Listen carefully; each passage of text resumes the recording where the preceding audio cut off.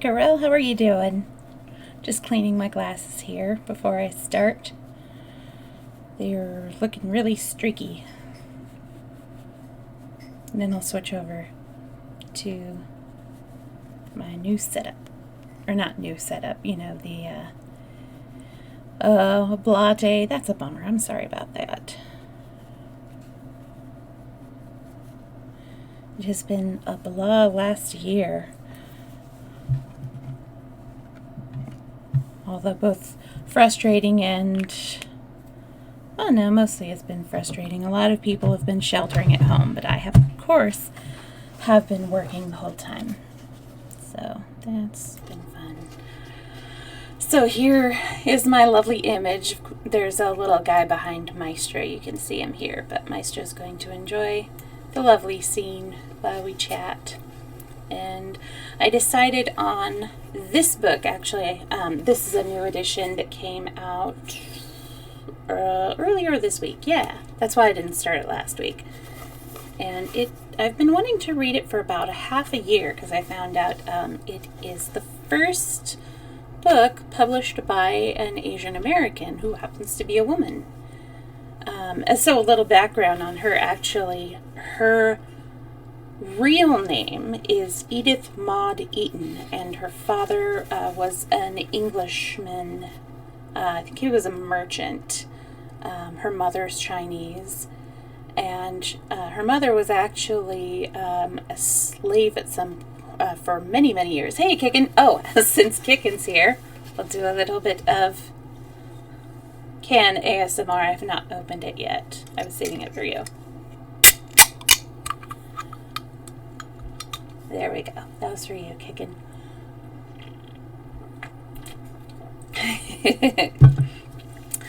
So her mother had been a slave working in an acrobatics act. She was a tightrope walker and also the human target for a knife throwing act until she was saved by English missionaries, and then she met Edith's father, and I believe all of her siblings had English names, and she herself looked like she could pass for as a white American, but when she got into publishing, she leaned very heavily into her Chinese American status to be like, hey, I am Chinese, I'm not going to hide under, hide who I am, which was really cool. She originally she started writing for the Montreal paper because she would set type, back before everything was automated, and you'd have to lay in the letters and the big printing press, and so that's what she would do. And then she had been writing for a while, but they started publishing her stuff in the newspaper. So until about age, I think it was 8, she lived in England, and then they moved to Montreal with a very, very brief stay in New York. I don't remember when she moved from Montreal to San Francisco, Seattle, Los Angeles, and then eventually ended up in Boston. But she is buried in Montreal right now. So that's a little bit of a history of her. I'm going to read a bit more up on her later before next week's story time. So, yeah. Are we ready? These are all short stories. So, any place is going to be a good place to stop story time. How was your weekend? Your week, by the way, Kickin'? It is good to see you.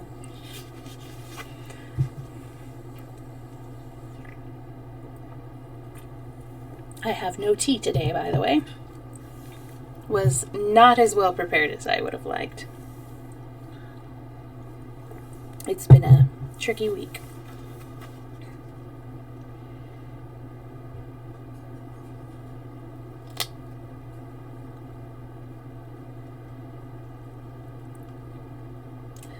Well, while you type your response in chat, if you are, I'm going to go ahead and get started reading, and I will touch back with you. Oh, there are actually little chapters in the middle of each short story, so that's cool. So we can check in with each other between. So the first story. Oh, let's hide Maestro. Oh, okay. Boring school stuff. Oh, no. Oh, I'm sorry to hear that. Yeah, I used to be, not like I used to do Red Bull and Monster, but Monster, actually, I drank a lot of that when the last 2 Harry Potter books came out. I've been working at the bookstore for almost 17 and a half years. So I was working at the bookstore when the final 2 Harry Potters came out, and we had midnight release parties, and they were a big thing. They actually shut down a block of the street so that people could come to the release parties. I baked up pumpkin pasties and cauldron cakes. They were just like tiny cupcakes. But the pumpkin pasties I was really proud of. It was just pumpkin pie filling in some crescent roll dough. Although I made a real pasty this couple weeks ago, and my manager actually really likes pasties, so I brought one to work yesterday. Oh yes, it was very, very big. I don't remember how many came, but hundreds came, and we started the festivities at about like 7 or 8 o'clock at night. Stayed open. This cat right here, he is my little image. It shows when I am chatting between chapters or before or after I do story time. His name is Maestro. How are you doing, Bare and Nas? Good to see you. Let's put up my little introduction about my cats. I need to update that though, because oh no, that's Maestro right above me. He's a tuxedo cat, and then Snockings is to the side of me. She's a gray tabby. I draw Maestro a lot more than Snockings because tuxedos are easier to draw than tabbies, but I love them both very much. Oh, thank you so much for putting up the socials. Oh, I gotcha. Okay, this one. Yes, that is just a sleeping cat. Like, it's, in my curvy, like, calligraphic drawing style.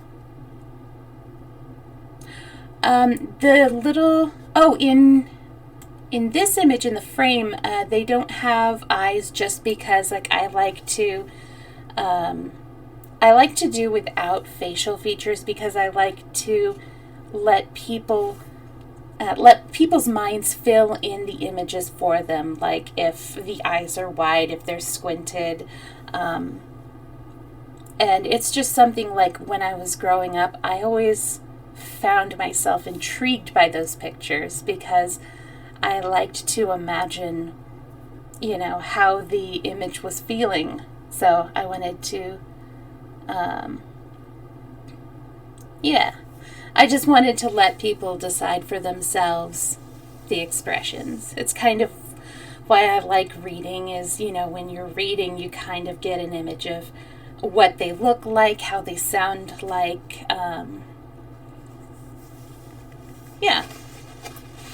one of the many reasons I like reading. I just really like reading.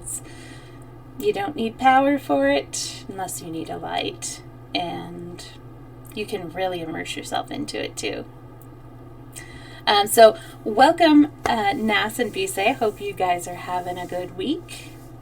I'm Storytime Sunny. Of course, I used to be a variety streamer. Right now I'm just doing story times, and I have this book I'm just starting is Mrs. Spring Fragrance. The new edition came out this week, so that's why it was a week later, because it's really pretty. I read all public domain books, so that means that they are about 100 or more years old.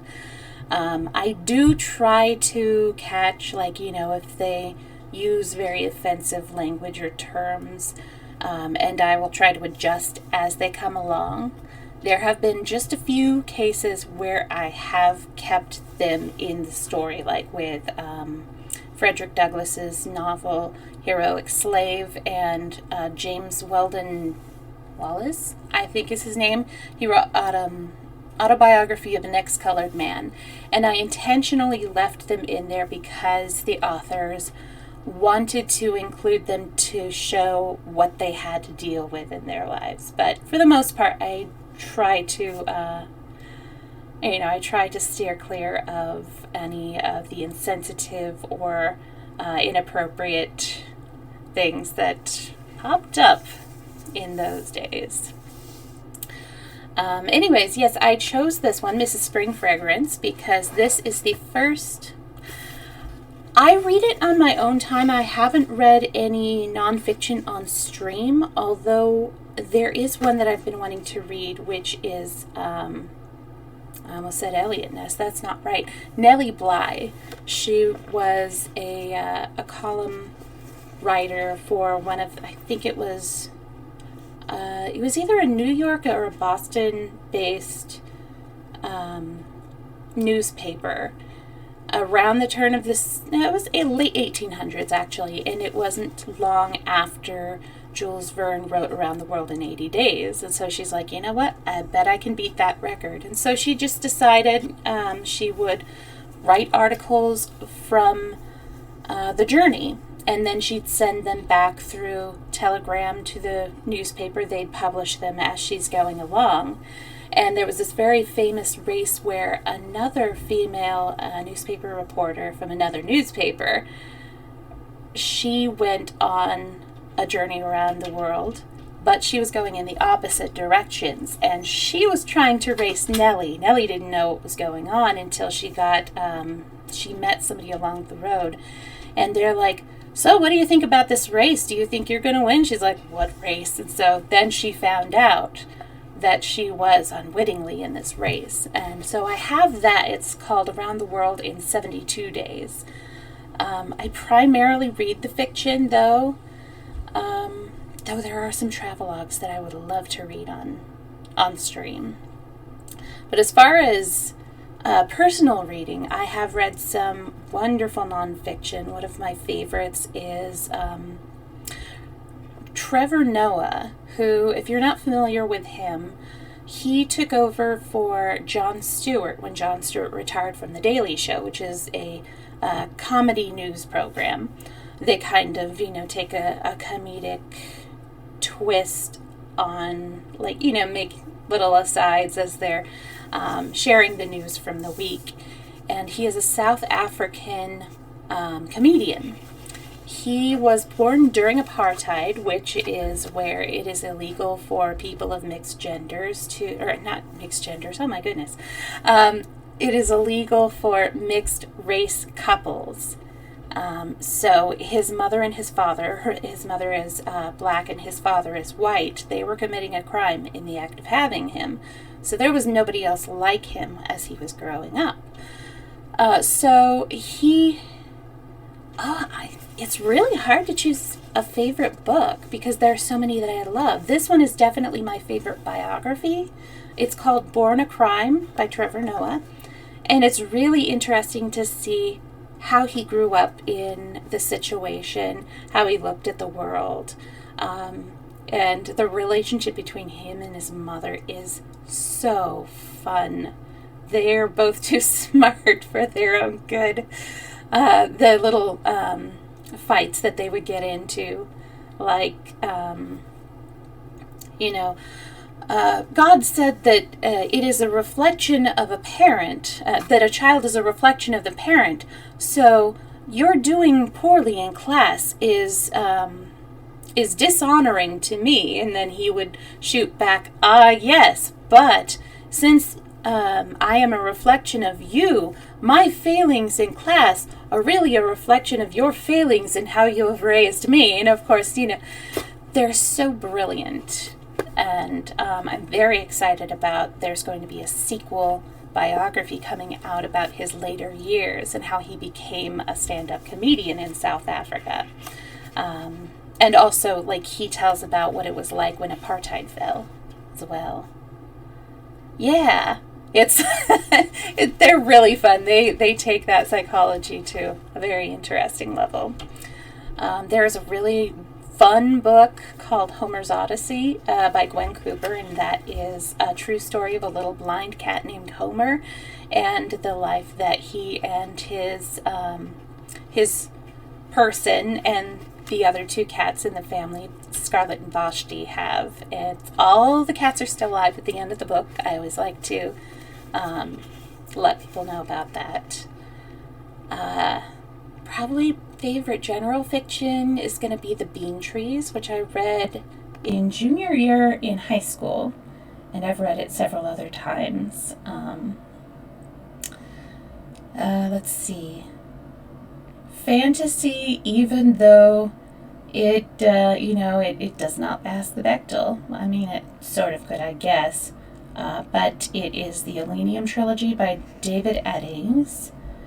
The Diamond Throne, Ruby Knight, and Sapphire Rose are the three in that trilogy. Mystery is a tough one. I have so many favorite books. It's really hard to narrow it down, especially when you work in a bookstore and you're just constantly inundated with new fabulous reads. And Discovery of Witches, really good trilogy. That just, every time I would pick up that book, I would forget the world around me existed. So, yeah. In chat, if you wanted to share with me some of your favorites, I would love to hear about them. Oh, and then on my Discord, which Carell put the link up in chat, we can continue the discussion of books. So, yeah. And I found some really fun books doing this story time as well. And I should mention the reason why I do all public domain books in my story times is because I can put them up on YouTube, since I'm not treading on anybody's copyrights or anything like that. These are all books that have been around so long that their copyright has expired. And so, I wanted to share my love of reading books with people who just, want to have a story told to them.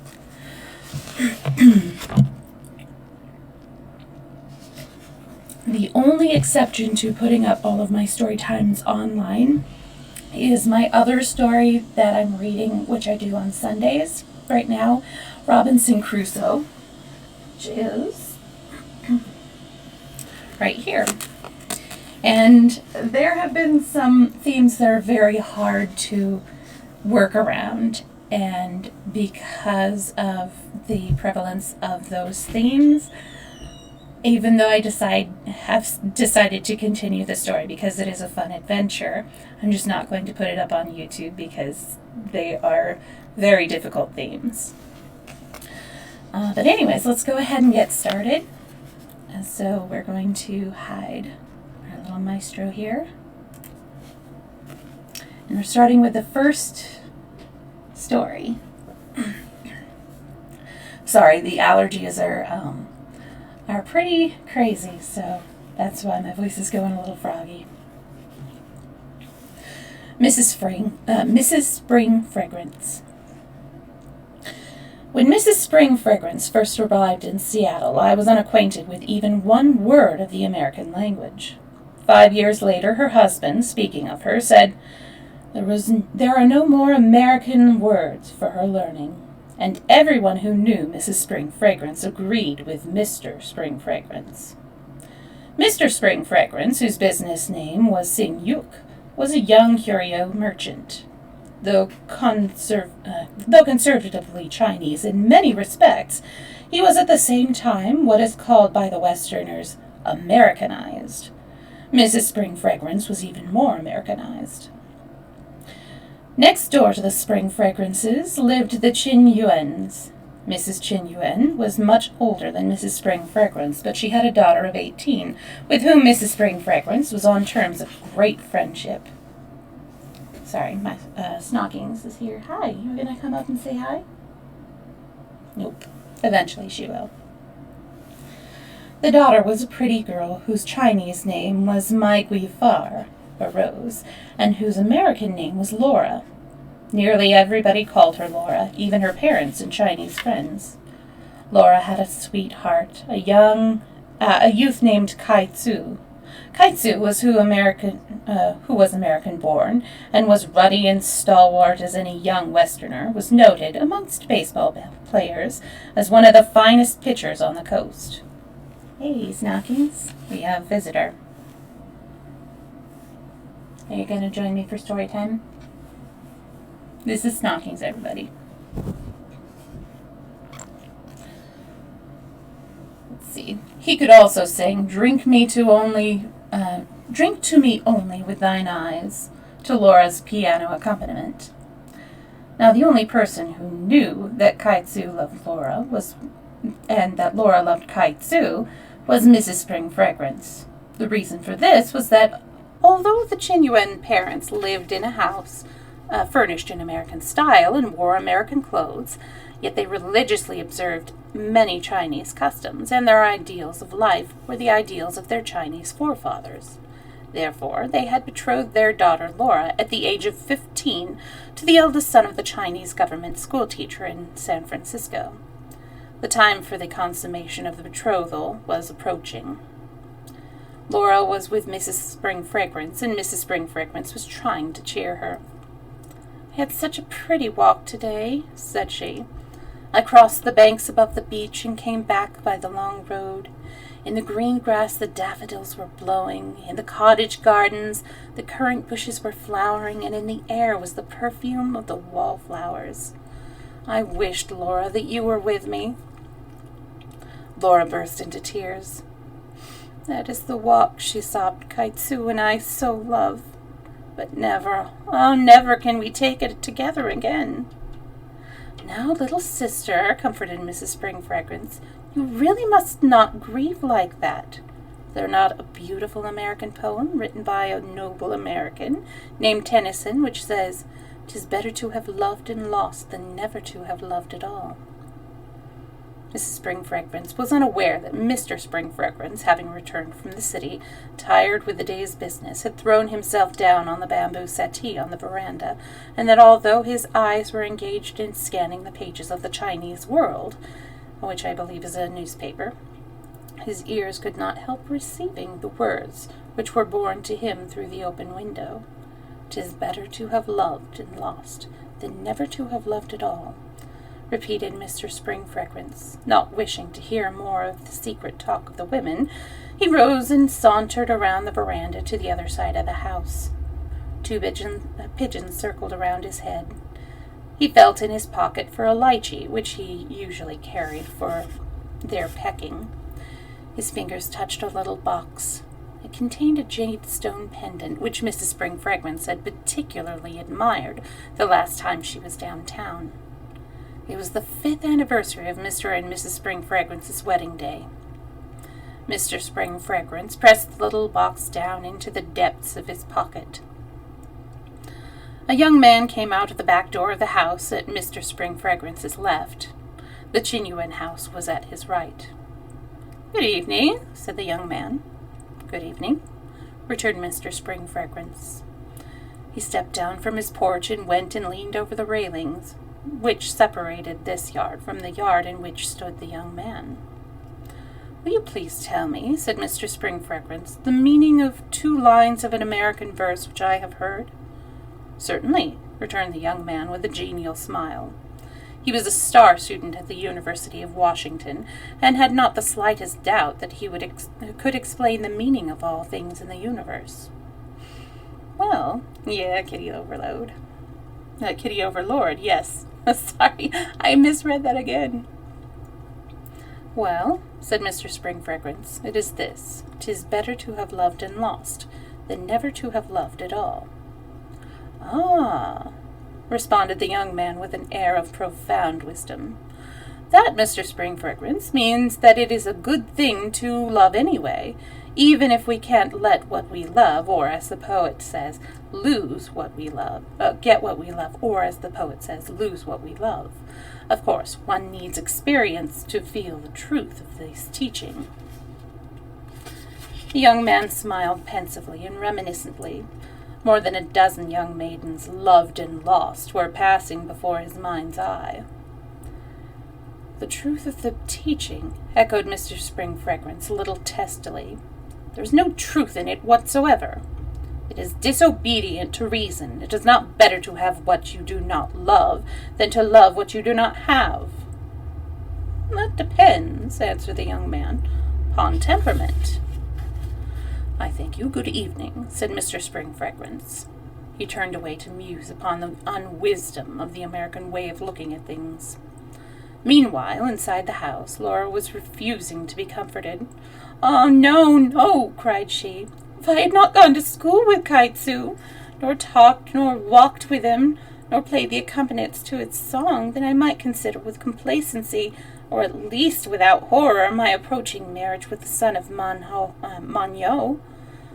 But it is, as it is." The girl rocked herself to and fro in heartfelt grief. Mrs. Spring Fragrance knelt down beside her and clasped her arms around her neck, cried in sympathy. "Little sister, oh, little sister, dry your tears. Do not despair. A moon has yet to pass before the marriage can take place. Who knows what the stars may have to say to one another during its passing? A little bird has whispered to me." For a long time Mrs. Spring Fragrance talked. For a long time Laura listened. When the girl rose to go, there was a bright light in her eyes. Chapter 2. Mrs. Spring Fragrance, in San Francisco on a visit to her cousin, the wife of the herb doctor of Clay Street, was having a good time. She was invited everywhere that the wife of an honorable Chinese merchant could go. There was much to see and hear, including more than a dozen babies who had been born in the families of her friends since she had visited the city of the Golden Gate.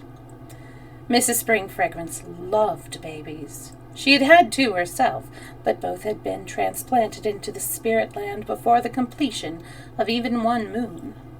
There were also many dinners and theater parties given in her honor. It was at one of the theater parties that Mrs. Spring Fragrance met Aoi, a young girl who had the reputation of being the prettiest Chinese girl in San Francisco, and the naughtiest. In spite of gossip, however, Mrs. Spring Fragrance took a great fancy to Aoi and invited her to a tete-a-tete picnic on the following day. This invitation Aoi joyfully accepted. Apologies for the view. She was a sort of bird girl and never felt so happy as when out in the park or woods. On the day after the picnic, Mrs. Spring Fragrance wrote to Laura Chin Yuen this: "My precious Laura, may the bamboo ever wave. Next week I accompany Aoi to the beauteous towns of San Jose. There will we be met by the son of the illustrious teacher, and in a little mission, presided over by a benevolent American priest, the little Aoi and the son of the illustrious teacher will be joined together in love and harmony. Two pieces of music made to complete one another." The son of the illustrious teachers. Knockings, I cannot read like this. Knockings. Thank you. The son of the illustrious teacher, having been through an American hall of learning, is well able to provide for his orphan bride, and fears not the displeasure of his parents, now that he is assured that your grief at his loss will not be inconsolable. He wishes me to waft to you and to Kaitsu, and the little Aoi joins with him 10,000 rainbow wishes for your happiness. My respect to your honorable parents, and to yourself, the heart of your loving friend, Jade Spring Fragrance. To Mr. Spring Fragrance, Mrs. Spring Fragrance also indited a letter. Great and honored man, greetings from your plum blossom. The plum blossom is the Chinese flower of virtue. It has been adopted by the Japanese just in the same way as they have adopted the Chinese national flower, the chrysanthemum. Little aside there. Great and honorable man, greetings from your plum blossom, who is desirous of hiding herself from the sun of your presence for a week of 7 more days. My honorable cousin is preparing for the 5th Moon Festival and wishes me to compound for the occasion some American fudge for which delectable sweet made by my clumsy hands you have sometimes shown a slight prejudice. I am enjoying a most agreeable visit, and American friends, as also our own, strive benevolently for the accomplishment of my pleasure. Mrs. Samuel Smith, an American lady, known to my cousin, asked for my accompaniment to a magniloquent lecture the other evening. The subject was America, the Protector of China. It was most exhilarating, and the effect of so much expression of benevolence leads me to beg you to forget to remember that the barber charges you $1 for a shave, while he humbly submits to the American man a bill of 15 cents.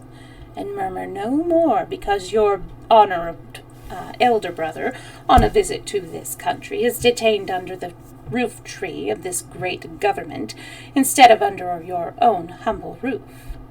Console him with the reflection that he is protected under the wing of the eagle, the emblem of liberty. What is the loss of 100 years, or 10,000 times $10, compared with the happiness of knowing oneself so securely sheltered?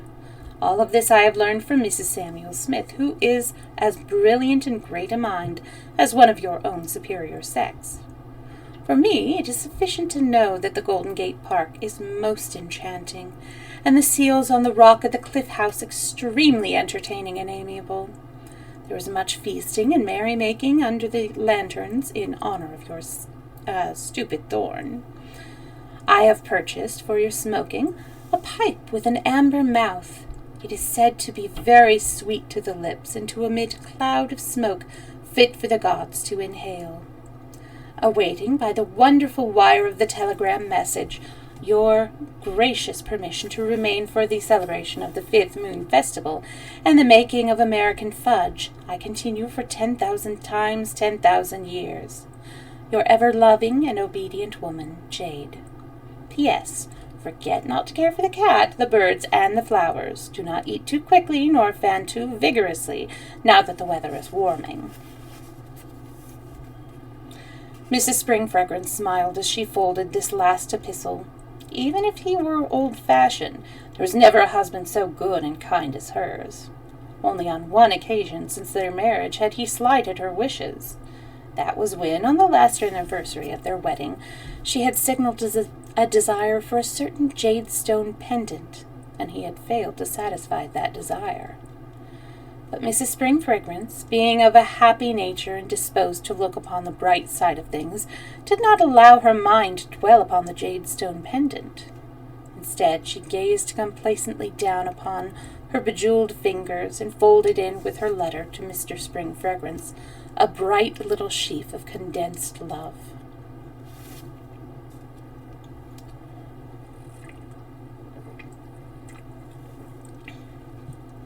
Chapter 3. Mr. Spring Fragrance sat on his doorstep. He had been reading 2 letters, one from Mrs. Spring Fragrance, and the other from an elderly bachelor cousin in San Francisco. The one from the elderly bachelor cousin was a business letter, but contained the following postscript. Sen Hing, the son of the government schoolmaster, seems to be much in the company of your young wife.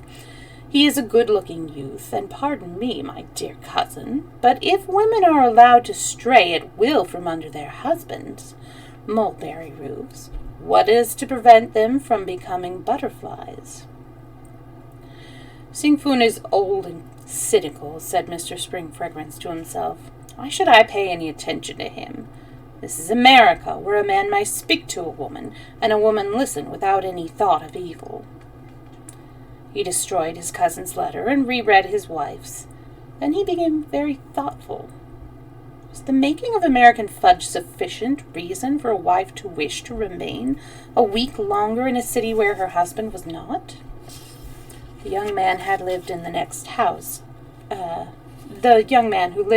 house came out to water the lawn. Good evening, said he. Any news from Mrs. Spring Fragrance? She is having a very good time, returned Mr. Spring Fragrance. Glad to hear it. I think you told me she was to return the end of this week." "I've changed my mind about her," said Mr. Spring Fragrance. "I am bidding her remain a week longer, as I wish to give a smoking party during her absence. I hope I may have the pleasure of your company?" "I shall be delighted," returned the young fellow. "But, Mr. Spring Fragrance, don't invite any other white fellows. If you do not, I shall be able to get in a scoop. You know, I'm a sort of honorary reporter for the Gleaner." "Very well," absently answered Mr. Spring Fragrance. "Of course your friend the consul will be present. I shall call it a high-class Chinese stag party." In spite of his melancholy mood, Mr. Spring Fragrance smiled. "Everything is high-class in America," he observed. "Sure," cheerfully assented the young man. "Haven't you ever heard that all Americans are princes and princesses, and just as soon as a foreigner puts his foot upon our shores, he also becomes of the nobility, I mean the royal family?" "What about my brother in the detention pen?" dryly inquired Mr. Spring Fragrance. "Oh, now you got me," said the young man, rubbing his head. "Well, that is a shame, a beastly shame, as the Englishman says. But understand, old fellow, we that are real Americans are up against that, even more than you. It is against our principles. I offer the real Americans my consolation that they should be compelled to do that which is against their principles. Ah, well, it will all come right some day. We're not a bad sort, you know. Think of the indemnity money returned to the Dagon by Uncle Sam. Oh, the dragon, sorry, not the Dagon." Mr. Spring Fragrance puffed his pipe in silence for some moments. More than politics was troubling his mind. At last he spoke. "Love," and he slowly and distinctly, "comes before the wedding in this country, does it not?" "Yes, certainly." Young Carmen knew Mr. Spring Fragrance well enough to receive with calmness his most astounding queries. "Presuming," continued Mr. Spring Fragrance, "presuming that some friend of your father's living, presuming, in England, has a daughter that he arranges with your father to be your wife. Presuming that you have never seen that daughter, but that you marry her, knowing her not. Presuming that she marries you, knowing you not. After she marries you and knows you, will that woman love you?" "Emphatically no," answered the young man. "That is the way it would be in America, that the woman who marries the man like that would not love him? In China it is different." "Oh, sorry. Yes, that is the way it would be in America. Love in this country must be free, or it is not love at all." "In China it is different," mused Mr. Spring Fragrance. "Oh, yes, I have no doubt that in China it is different. But the love is in the heart all the same," went on Mr. Spring Fragrance. "Yes, all the same. Everybody falls in love some time or other. Some," pensively, "many times." Mr. Spring Fragrance arose. "I must go downtown," said he. As he walked down the street, he recalled the remark of a business acquaintance he had met, who had met his wife, and had had some conversation with her. She was just like an American wife. He had felt somewhat flattered when this remark had been made. He looked upon it as a compliment to his wife's cleverness, but it rankled in his mind as he entered the telegraph office.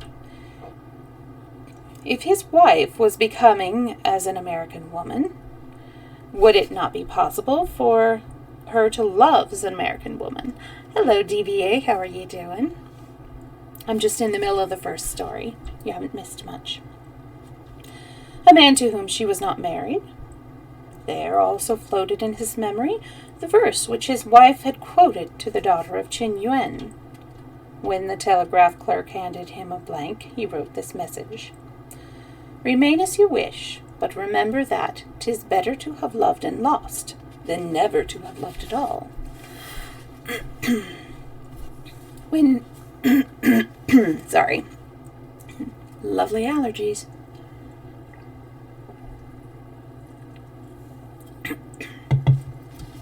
When Mrs. Spring Fragrance received this message, her laughter tinkled like falling water.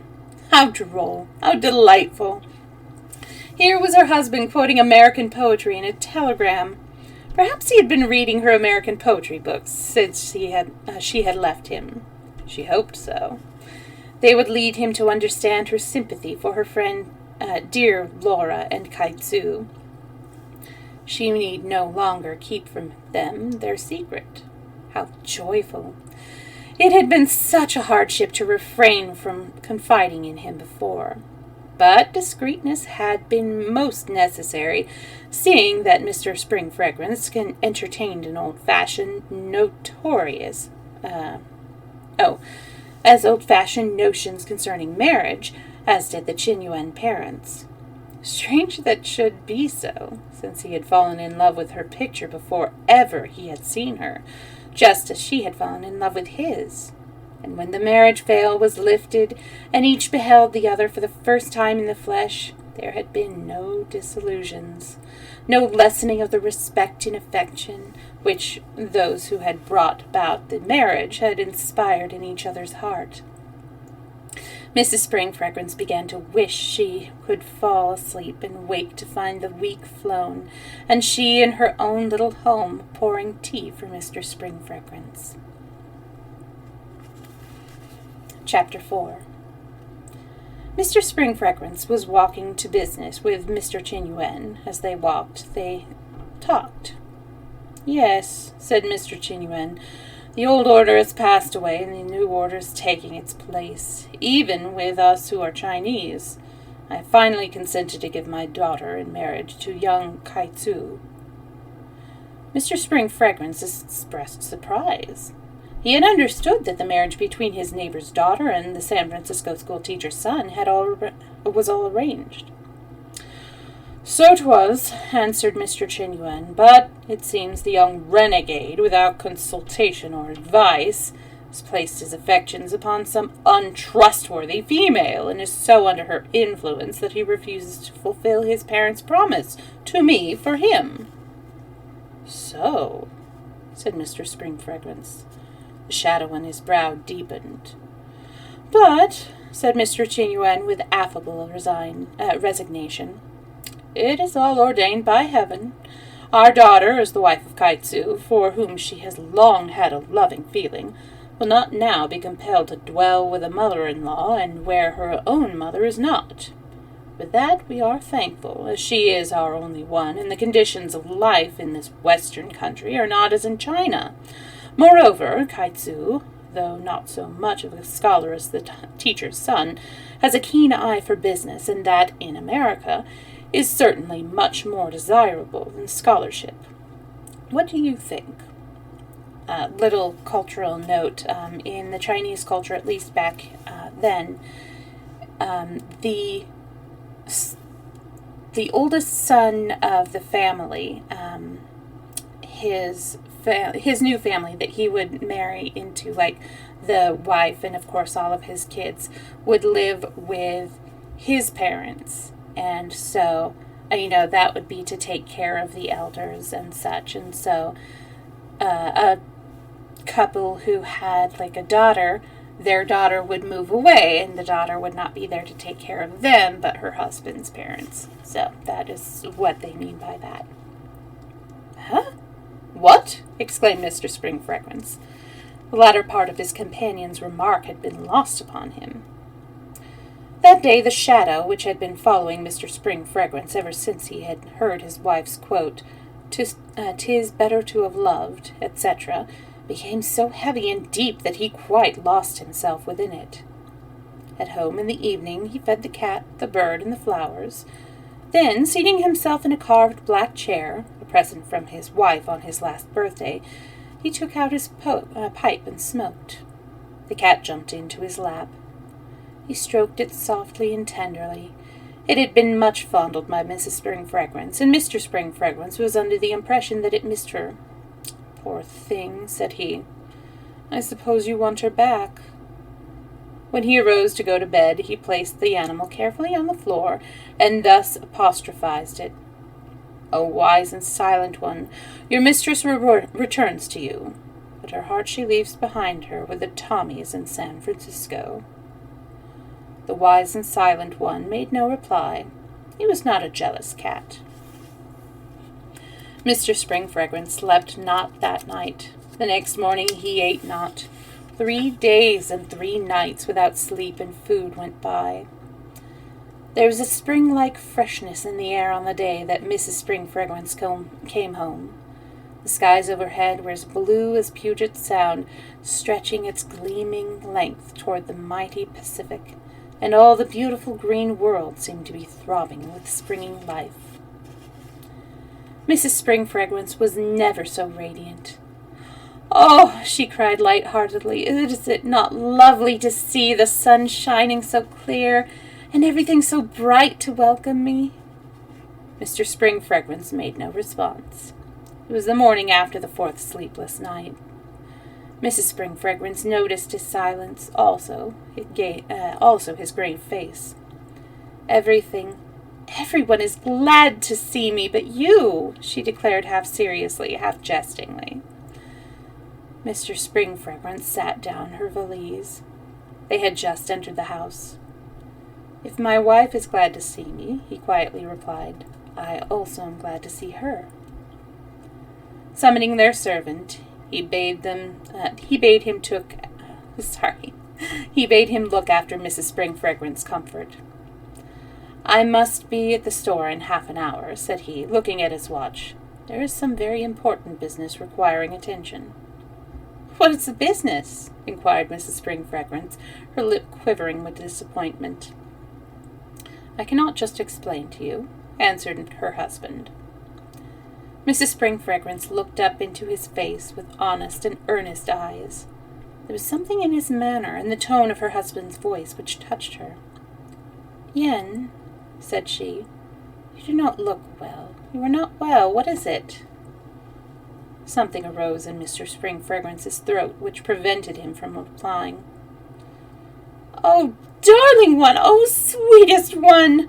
cried a girl's joyous voice. Laura Chin-Yuen ran into the room and threw her arms around Mrs. Spring Fragrance's neck. "I spied you from the window," said Laura, "and I couldn't rest until I told you.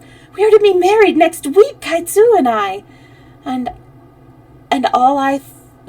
all through you, the sweetest jade jewel in the world." Mr. Spring Fragrance passed out of the room. "So the son of the government teacher and little happy love are already married," Laura went on, relieving Mrs. Spring Fragrance of her cloak, her hat, and her folding fan. Mr. Spring Fragrance paused upon the doorstep. "Sit down, little sister, and I will tell you all about it," said Mrs. Spring Fragrance, forgetting her husband for a moment. When Laura Chin-Yuen had danced away, Mr. Spring Fragrance came in and hung up his hat. "You got back very soon," said Mrs. Spring Fragrance, covertly wiping away the tears which had begun to fall as soon as she thought herself alone. "I did not go," answered Mr. Spring Fragrance. "I've been listening to you and Laura." "But if the business is very important, do not you think you should attend to it?" anxiously queried Mrs. Spring Fragrance. "It is not important to me now," returned Mr. Spring Fragrance. "I would prefer to hear again about Aoi and Man Yo, and Laura and Kaitsu."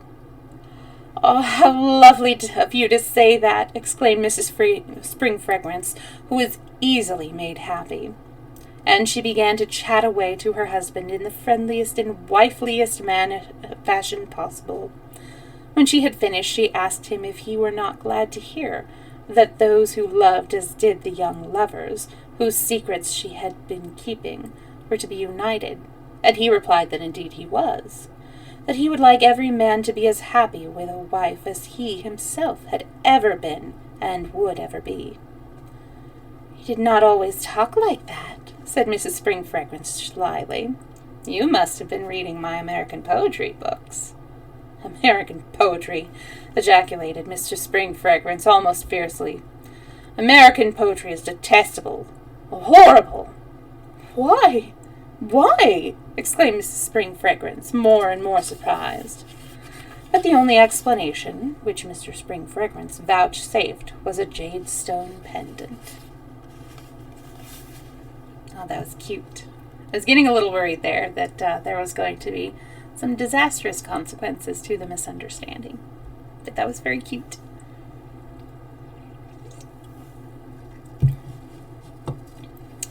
Alright, the second story, The Inferior Woman. Chapter 1. Mrs. Spring Fragrance walked through the leafy alleys of the park, admiring the flowers and listening to the birds singing. It was a beautiful afternoon, with the warmth from the sun cooled by a refreshing breeze.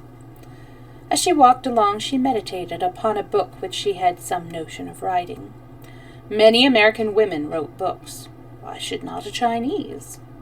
She would write a book about Americans for her Chinese women friends. The American people were so interesting and mysterious. Something of pride and pleasure crept into Mrs. Spring Fragrance's heart as she pictured Faye and Cie and Mai Gui Far listening to Lai Chu reading her illuminating paragraphs. As she turned down a by-path, she saw Will Carman, her American neighbor's son, coming toward her, and by his side a young girl who seemed to belong to the sweet air and brightness of all the things around her. They were talking very earnestly, and the eyes of the young man were on the girl's face. "Ah," murmured Mrs. Spring Fragrance after one swift glance, "it is love." She retreated behind a syringa bush, which completely screened her from view. Up the winding path went the young couple. "It is love," said Mrs. Spring Fragrance, "and it is the inferior woman." She had heard about the inferior woman from the mother of Will Carman. After tea that evening, Mrs. Spring Fragrance stood musing at her front window. The sun hovered over the Olympic mountains like a great golden-red bird with dark purple wings, its long tail of light trailing underneath in the waters of Puget Sound. "Oh, how very beautiful," sighed Mrs. Spring Fragrance. Then she sighed. "Why do you sigh?" asked Mr. Spring Fragrance. "My heart is sad," answered his wife. "Is the cat sick?" inquired Mr. Spring Fragrance. Mrs. Spring Fragrance shook her head. "It is not our wise one who troubles me today," she replied. "It is our neighbors. The sorrow of the Carman household is that the mother desires for her son the superior woman, and his heart enshrines but the inferior. I have seen them together today, and I know." "What do you know?" "That the inferior woman is the mate for young Carman." Mr. Spring Fragrance elevated his brows. Only the day before, his wife's arguments had all been in favor of the superior woman. He uttered some words expressive of surprise, to which Mrs. Spring Fragrance retorted, "Yesterday, oh great man, I was a caterpillar." Just then, young Carman came strolling up the path. Mr. Spring Fragrance opened the door to him. "Come in, neighbor," said he. "I have received some new books from Shanghai." "Good," replied young Carman, who was interested in Chinese literature. While he and Mr. Spring Fragrance discussed the Odes of Chow and the Sorrows of Han, Mrs. Spring Fragrance, sitting in a low easy chair of rose-colored silk, covertly studied her visitor's countenance. Why was his expression so much more grave than gay? It had not been so a year ago, before he had known the inferior woman. Mrs. Spring Fragrance noted other changes also, but in speech and manner, both in speech and manner. "He is no longer a boy," mused she. "He is a man, and that is the work of the inferior woman." "And then, Mr. Carman," she inquired, "will you bring home a daughter to your mother?" Hang on a second, did I skip a page? I did not. "And then, Mrs. Spring Fragrance, do you think I should?" returned the young man. Mrs. Spring Fragrance spread wide her fan and gazed thoughtfully over its silver edges. "The summer moons will soon be over," said she, "and should not wait until the grass is yellow."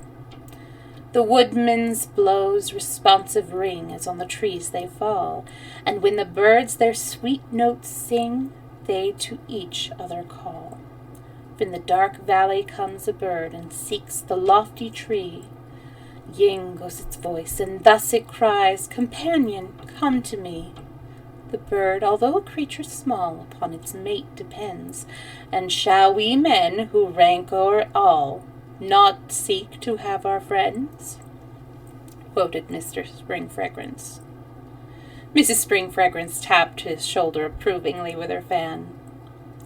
I perceive, said young Carmen, that you are both allied against my peace. It is for your mother, replied Mrs. Spring Fragrance soothingly. She will be happy when she knows that your affections are fixed by marriage. There was a slight gleam of amusement in the young man's eyes as he answered, But if my mother has no wish for a daughter, at least no wish for the daughter I would want to give her. When I first came to America, returned Mrs. Spring Fragrance, my husband desired me to wear the American dress. I protested and declared that never would I so appear. But one day he brought home a gown fit for a fairy, and ever since then I have worn and adored the American dress. Mrs. Spring Fragrance, declared young Carmen, your argument is incontrovertible. Chapter 2. A young man with a determined set to his shoulders stood outside the door of a little cottage perched upon a bluff overlooking the Sound. The chill sea air was sweet with the scent of roses, and he drew in a deep breath of inspiration before he knocked. Are you not surprised to see me? He inquired of the young person who opened the door.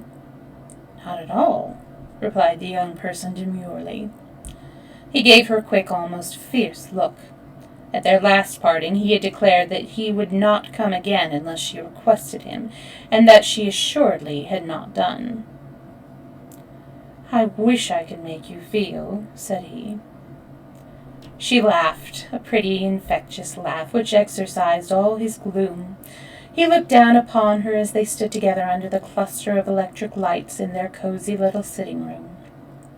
Such a slender, girlish figure, such a soft cheek, red mouth, and firm little chin. Often in his dreams of her he had taken her into his arms and coaxed her into a good humor. But alas, dreams are not reality, and the calm friendliness of this young person made any demonstration. Wow, it's weird when a word is chopped up between two lines.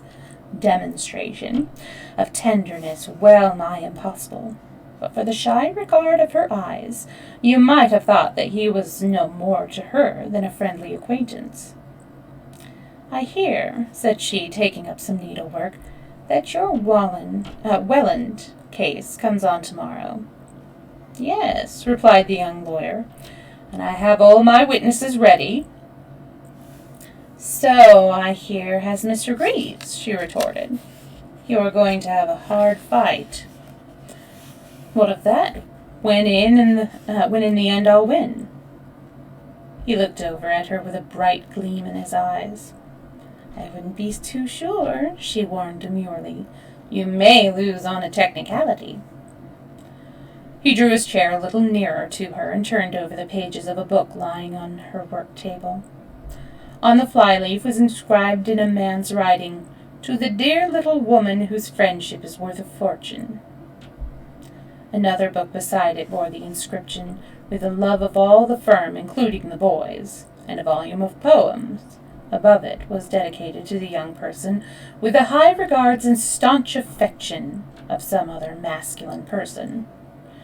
Will Carmen pushed aside these evidences of his sweetheart's popularity with his own kind, and leaned across the table. Alice, said he, once upon a time you admitted that you loved me. A blush suffused the young person's countenance. Did I? She queried. You did, indeed. Well? Well, if you love me, and I love you— Oh, please, protested the girl, covering her ears with her hands. I will, please, asserted the young man. I have come here tonight, Alice, to ask you to marry me, and at once.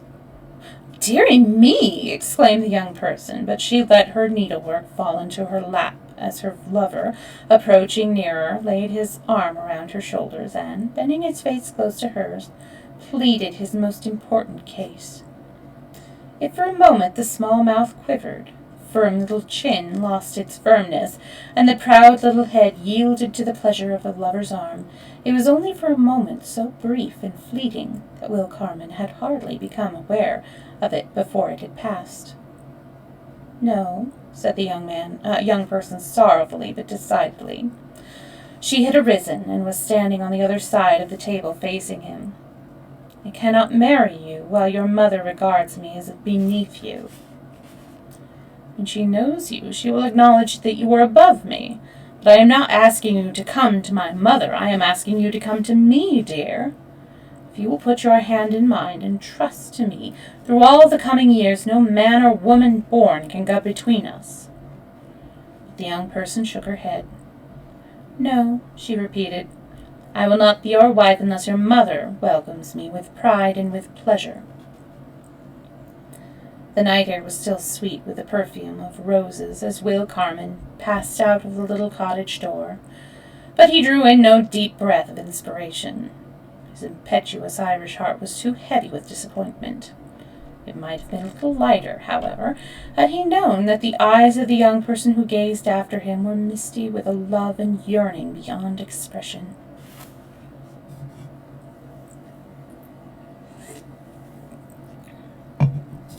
Chapter 3. Will Carman has failed to snare his bird, said Mr. Spring Fragrance to Mrs. Spring Fragrance. Their neighbor's son had just passed their veranda without turning to bestow upon them his usual cheerful greeting. It is too bad, sighed Mrs. Spring Fragrance sympathetically. She clasped her hands together and exclaimed, Ah, these Americans, these mysterious, inscrutable, incomprehensible Americans!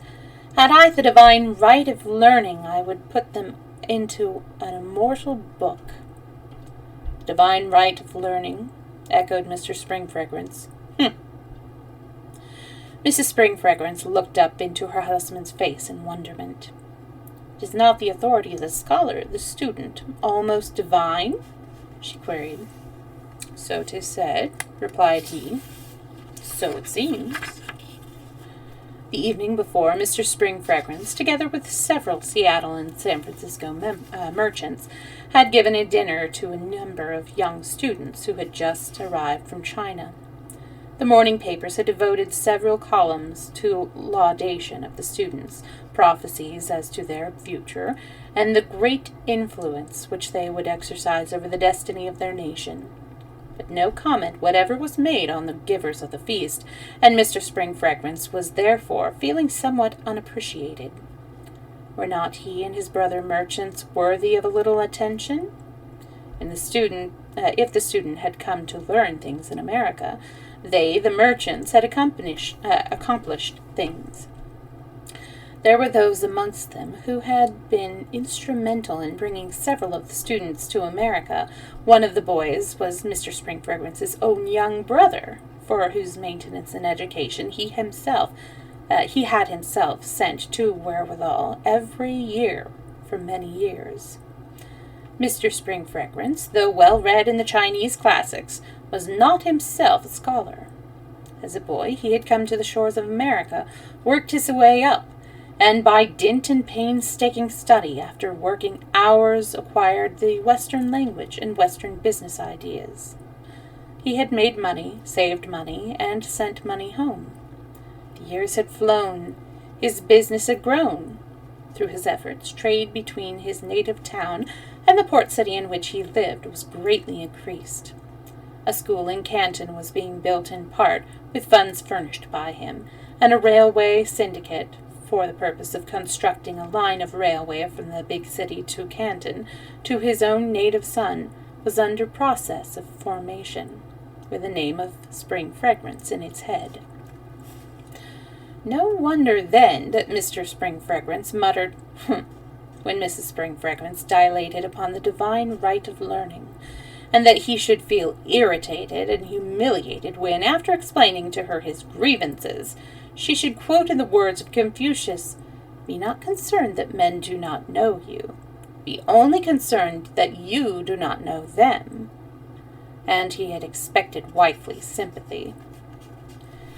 He was about to leave the room in a somewhat chilled state of mind, when she surprised him again by pattering across to him and following up a low curtsy with these words, "I bow to you as the grass bends to the wind. Allow me to detain you for just one moment." Mr. Spring Fragrance eyed her for a moment with suspicion. "As I have told you, O great man," continued Mrs. Spring Fragrance, "I desire to write an immortal book, and now that I have learned from you that it is not necessary to acquire the divine right of learning in order to accomplish things, I will begin the work without delay. My first subject will be the inferior woman of America. Please advise me how I shall best inform myself concerning her."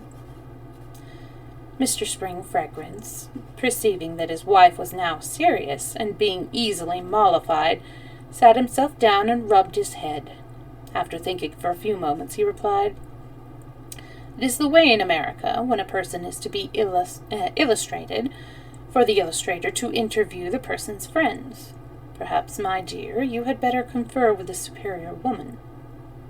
"Surely," cried Mrs. Spring Fragrance, "no sage is ever so wise as my great man." "But I lack the divine right of learning," dryly deplored Mr. Spring Fragrance. "I'm happy to hear it," answered Mrs. Spring Fragrance. "If you were a scholar, you would have no time to read American poetry and American newspapers." Mr. Spring Fragrance laughed heartily. "You are no Chinese woman," he teased. "You're an American." "Please bring me my parasol and my folding fan," said Mrs. Spring Fragrance. "I am going out for a walk." And Mr. Spring Fragrance obeyed her. I love this couple. They're so cute. Chapter 4. "This is from Mary Carmen, who is in Portland," said the mother of the superior woman, looking up from the reading of a letter as her daughter came in from the garden. "Indeed?" carelessly responded Miss Evelyn. "Yes, it's chiefly about Will." "Oh, is it? Well, read it then, dear. I'm interested in Will Carmen because of Alice Winthrop." "I had hoped, Ethel, at one time that you would have been interested in him for his own sake. However, this is what she writes. I came here chiefly to rid myself of the melancholy mood which has taken possession of me lately, and also because I cannot bear to see my boy so changed toward me, owing to his infatuation for Alice Winthrop. It is incomprehensible to me how a son of mine can find any pleasure whatever in the society of such a girl. I have traced her history, and find that she is not only uneducated in the ordinary sense, but her environment from childhood up has been the sordid and demoralizing one of extreme poverty and ignorance. This girl, Alice, entered a law office at the age of 14, supposedly to do the work of an office boy. Now, after 7 years in business, through the friendship and influence of men far above her socially, she holds the position of private secretary to the most influential man in Washington, a position which by rights belongs only to a well-educated young woman of good family. Many such applied. I myself ought to have Jane Walker appointed. Is it not disheartening to our woman's cause to be compelled to realize that girls such as this one can win men over to be their friends and lovers, when there are so many splendid young women who have been carefully trained to be companions and comrades of educated men?" "Pardon me, mother," interrupted Miss Evelyn, "but I have heard enough. Mrs. Carmen is your friend, and a well-meaning woman sometimes, but a woman's suffragist in the true sense she certainly is not. Mark my words, if any young man had accomplished for himself what Alice Winthrop had accomplished, Mrs. Carmen would not have said enough in his praise. It is women such as Alice Winthrop who, in spite of every drawback, have raised themselves to the level of those who have had every advantage, who are the pride and glory of America. There are thousands of them all over this land, women who have been of service to others all these years and who have graduated from the University of Life with honor. Women such as I, who are called the superior woman of America, are after all nothing but schoolgirls in comparison. Mrs. Evebrook eyed her daughter mutinously. I don't see why you should feel like that, she said. Alice is a dear, bright child, and it is prejudice engendered by Mary Carmen's disappointment about you and Will, which is the real cause of poor Mary's bitterness towards her. But to my mind, Alice does not compare with my daughter. She would be frightened to death if she had to make a speech. You foolish mother, rallied Miss Evebrook.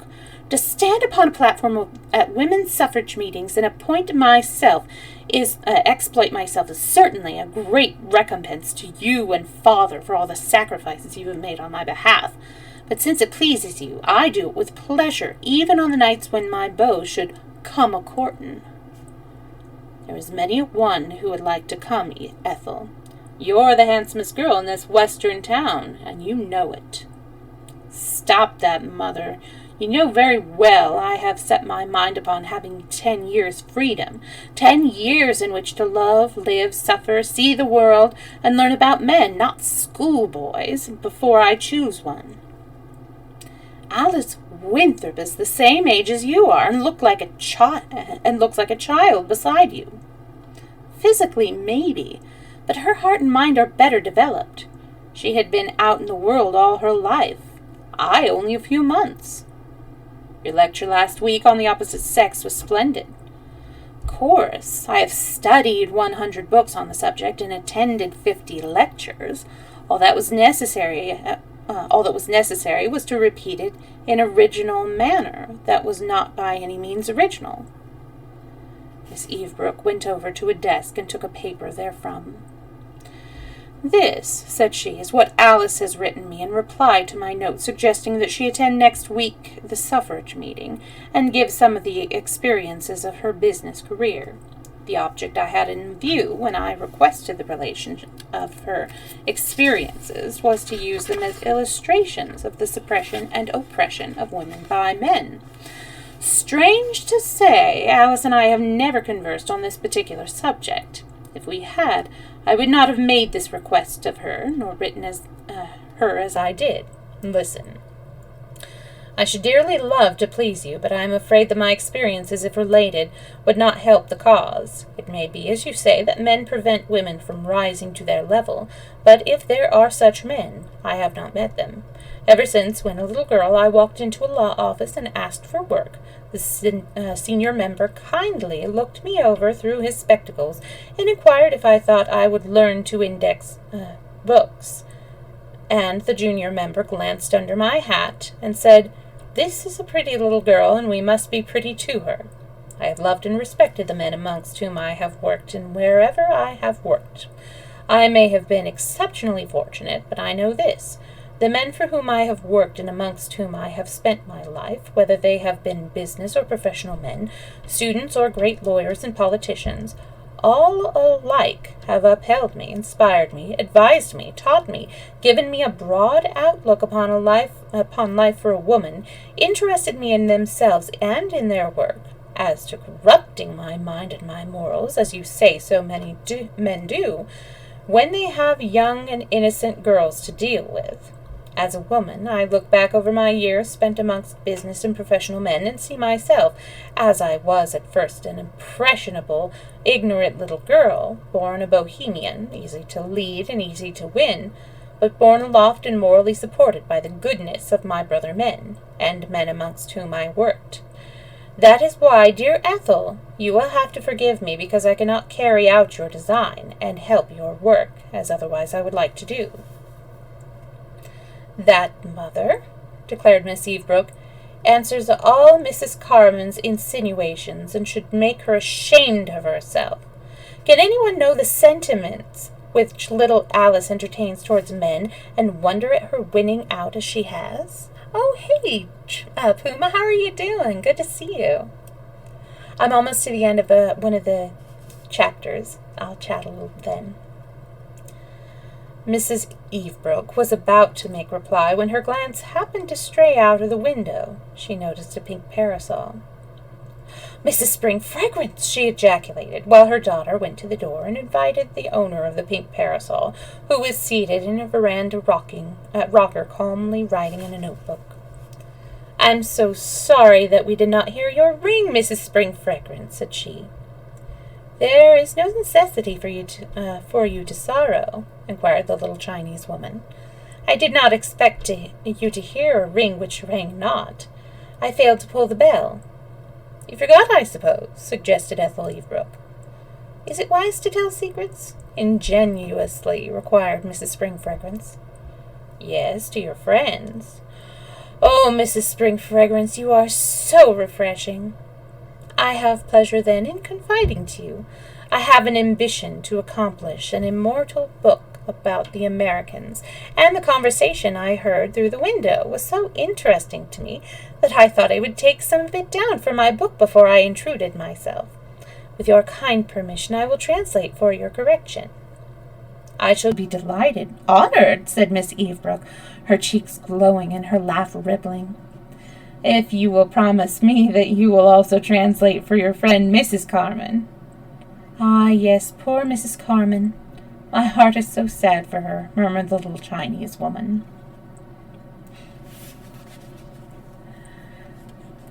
So yes, it's really good to see you, Puma. Hope you've been well. I know you, it seems like a while since we've chatted, because I think you were sick last time, or you were getting over being sick, but that, I think, was in December, something like that. I hope you've been keeping well, and happy, and not stressed. I still haven't tried that dressing recipe, but I really need to. Oh, cool. How's the move? Oh, let me get Maestro up here. There we go. How did the move go? Was everything all successful? I hope you didn't stress too much. I know moving can be super stressful sometimes.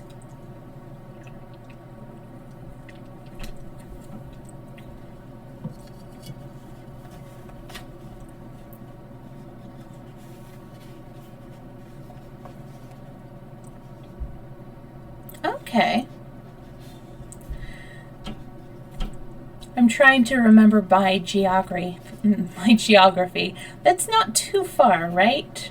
But still, it is a couple, like a state or two away.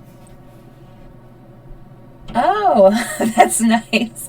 You probably already know, too. That's nice to have that. Probably had a bit more leisure to move then, because you didn't have to wait until the previous tenant had completely moved out before you moved in. You know, when my sister and I moved here, we moved from our parents' house, and even though we had to wait for the previous tenant to leave here, we could be a little more leisurely with moving stuff out of our previous place of residence. Nice. I love when you can take leisure like that, because I can't imagine moving absolutely everything in one go. It just kind of staggers the mind. So are you still working on the move, or are you all moved over right now?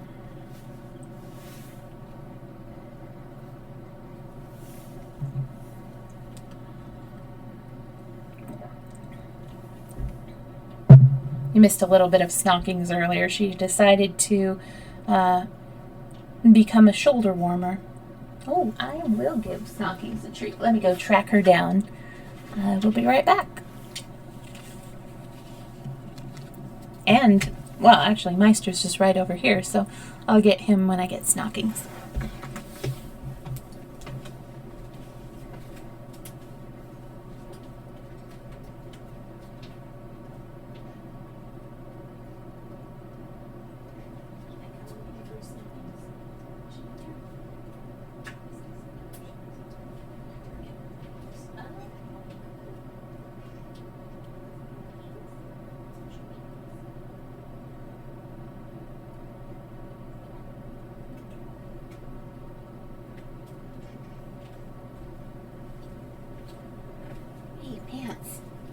treat time.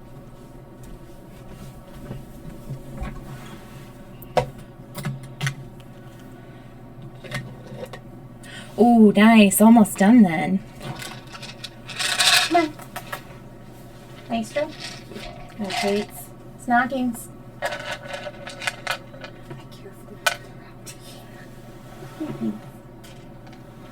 Alright, and then Snockings. She's going to get hers in my arms so we get some kitty ASMR. Right. This is from Corel. Treats.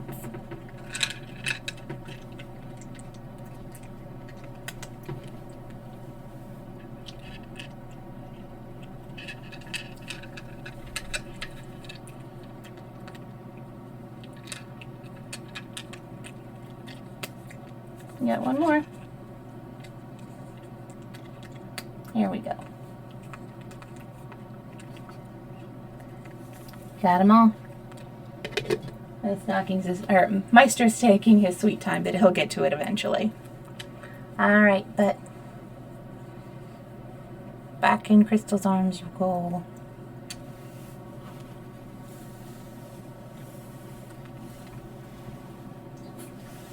Thank you.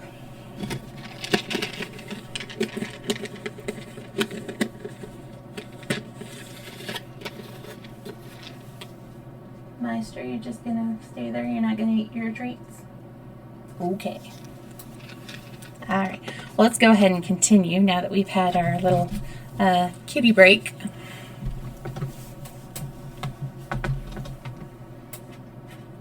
We will find how the superior, the inferior woman concludes. Alright. Chapter 5. When the mother of Will Carman returned from Portland, the first person upon whom she called was Mrs. Spring Fragrance. Having lived in China while her late husband was in the customs service there, Mrs. Carman's prejudices did not extend to the Chinese, and ever since the Spring Fragrances had become the occupants of the villa beside the Carmans, there had been social good feelings between the American and Chinese families. Indeed, Mrs. Carman was wont to declare that amongst all her acquaintances there was not one more congenial and interesting than little Mrs. Spring Fragrance.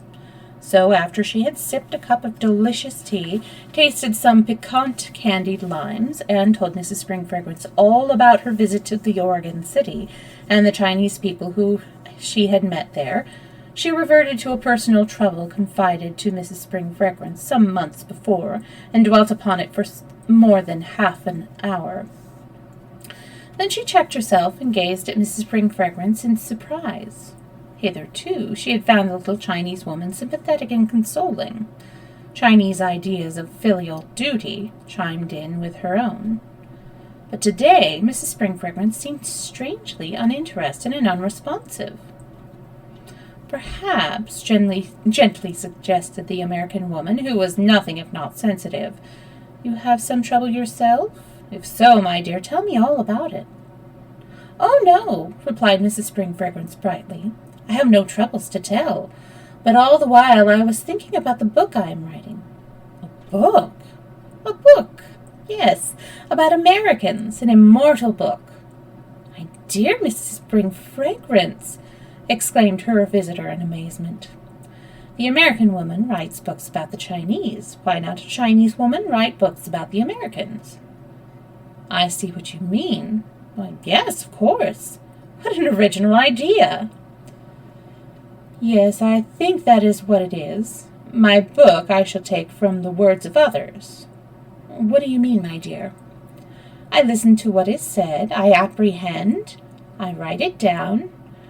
Let it illustrate by the inferior woman subject. The inferior woman is most interesting to me because you have told me that your son is much in love with her. My husband advised me to learn about the inferior woman from the superior woman. I go to see the superior woman. I sit on the veranda of the superior woman's house. I listen to her converse with her mother about the inferior woman. With the speed of flames, I write down all I hear. When I enter the house, the superior woman advises me that what I write is correct. May I read to you? I should be pleased to hear what you have written, but I do not think you are wise in your choice of subject, returned Mrs. Carman somewhat primly. I am sorry I am not wise. Perhaps I had better not read? Said Mrs. Spring Fragrance with humility. Yes, do, please. There was eagerness in Mrs. Carman's voice. What could Ethel Evebrook have to say about that girl? When Mrs. Spring Fragrance had finished reading, she looked up into the face of her American friend, a face in which there was nothing now but tenderness. Mrs. Mary Carman, said she, you are so good as to admire my husband because he is what the Americans call a man who has made himself. Why then do you not admire the inferior woman, who is a woman who has made herself? I think I do, said Mrs. Carman slowly. Chapter 6. It was an evening that invited reverie. The far stretches of the sea were gray with mist, and the city itself, lying around the sweep of the bay, seemed dusky and distant. From her cottage window, Alice Winthrop looked silently at the open world around her.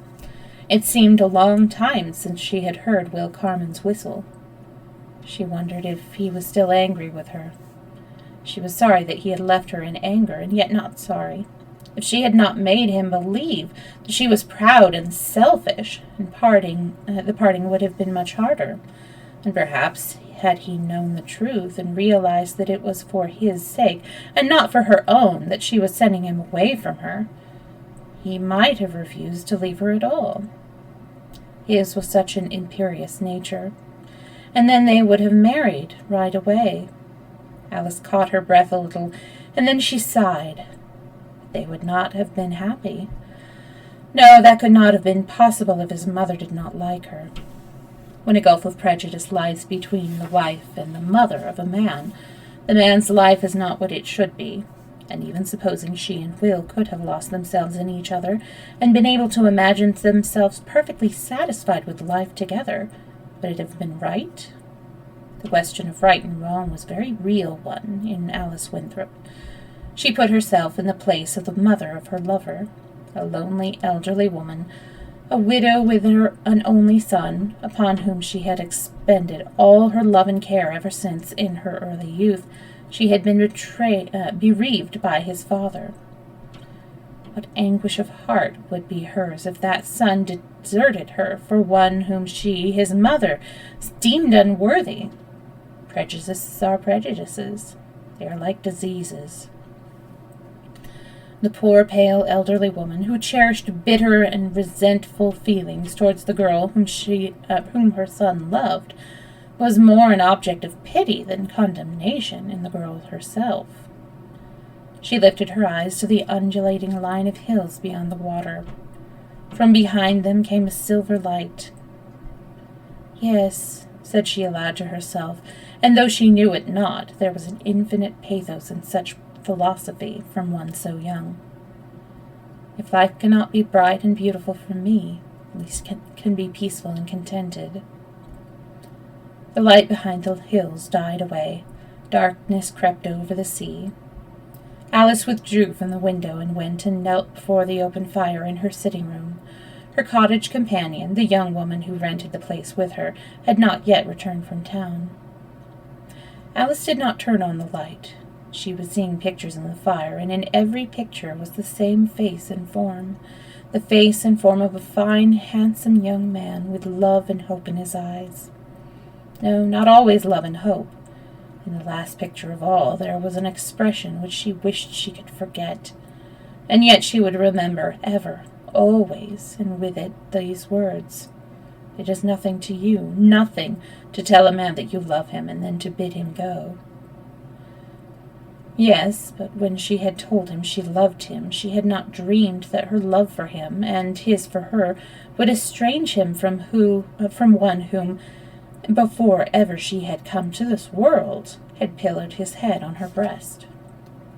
Suddenly this girl, so practical, so humorous, so clever in everyday life, covered her face with her hands and sobbed like a child. 2 roads of life had lain before her, and she had chosen the hardest.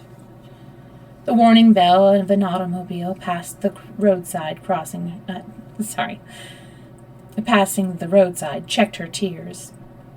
That reminded her that Nellie Blake would soon be home. She turned on the light and went to the bedroom and bathed her eyes. Nellie must have forgotten her key. There she was, knocking. The chilly sea air was sweet with the scent of roses as Mary Carmen stood upon the threshold of the little cottage and beheld in the illumination from within the young girl whom she had called the inferior woman. "I have come, Miss Winthrop," said she, "to beg you to return home with me. Will, reckless boy, met with a slight accident while out shooting, so could not come for you himself. He has told me that he loves you, and if you love him, I want to arrange for the prettiest wedding of the season. Come, dear." "I'm so glad," said Mrs. Spring Fragrance, "that Will Carman's bird is in his nest and his felicity is assured." "What about the superior woman?" asked Mr. Spring Fragrance. "Ah, the superior woman, radiantly beautiful and gifted with the divine right of learning. I love well the inferior woman. But oh, great man, when we have a daughter, may heaven ordain that she walk in the groove of the superior woman." So we have time for one more story. And we might go a little over, but that is all right with me if it's all right with you. The Wisdom of the New. Chapter 1. Old Li Wang, the peddler, who had lived in the land beyond the sea, was wont to declare, "For every cent that a man makes, he can make 100 there." "Then why," would ask San Kuei, "do you not have to move from door to door to fill your bowl with rice? Do you now have to—" The old man would sigh and answer, "Because where one learns how to make gold, one also learns how to lose it." "How to lose it?" echoed Wo Song-Kwe. "Tell me all about it." So the old man would tell stories about the winning and the losing, and the stories of the losing were even more fascinating than the stories of the winning. Yes, that was life, he would conclude. Life. At such times the boy would gaze across the water with wistful eyes. The land beyond the sea was calling to him. The place was a sleepy little south coast town where the years slipped by monotonously. The boy was the only son of the man who had been the town magistrate. Had his father lived, Wo Sang-Kwe would have been sent to complete his schooling in another province. As it was, he did nothing but sleep, dream, and occasionally get into mischief. What else was there to do? His mother and sister waited upon him hand and foot. Was he not the son of the house? Family income was small, scarcely sufficient for their needs, but there was no way by which he could add to it, unless, indeed, he disgraced the name of Wo by becoming a common fisherman. The great green waves lifted white arms of foam to him, and the fishes gleaming and lurking in the water seemed to beseech him to draw them from the deep. But his mother shook her head. "Should you become a fisherman," said she, "your family would lose face. Remember that your father was a magistrate." When he was about 19, there returned to the town one who had been absent for many years. Ching Ki, like old Li Wang, had also lived in the land beyond the sea, but unlike old Li Wang, he had accumulated a small fortune. "'Tis a hard life over there," said he, "but 'tis worthwhile. At least one can be a man, and can work at what work comes his way without losing face."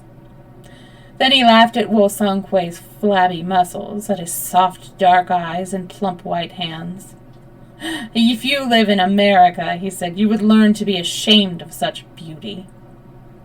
Whereupon Wu Songhui made up his mind that he would go to America, the land beyond the sea. Better any life than that of a woman man. Interesting term. He talked long and earnestly with his mother. "Give me your blessing," said he. "I will work and save money. What I send home will bring you many a comfort, and when I come back to China, it may be that I shall be able to complete my studies and obtain a degree. If not, my knowledge of a foreign language, which I shall acquire, will enable me to take a position which will not disgrace the name of Wu." His mother listened and thought.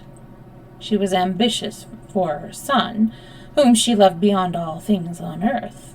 Moreover, had not Ping, a Canton merchant, who had visited the little town 2 moons ago, declared to Hua, who traded in palm leaves, that the signs of the times were that the son of a cobbler, returned from America with the foreign language, would easier command a position of consequence than the son of a schoolteacher unacquainted with any tongue but that of his motherland.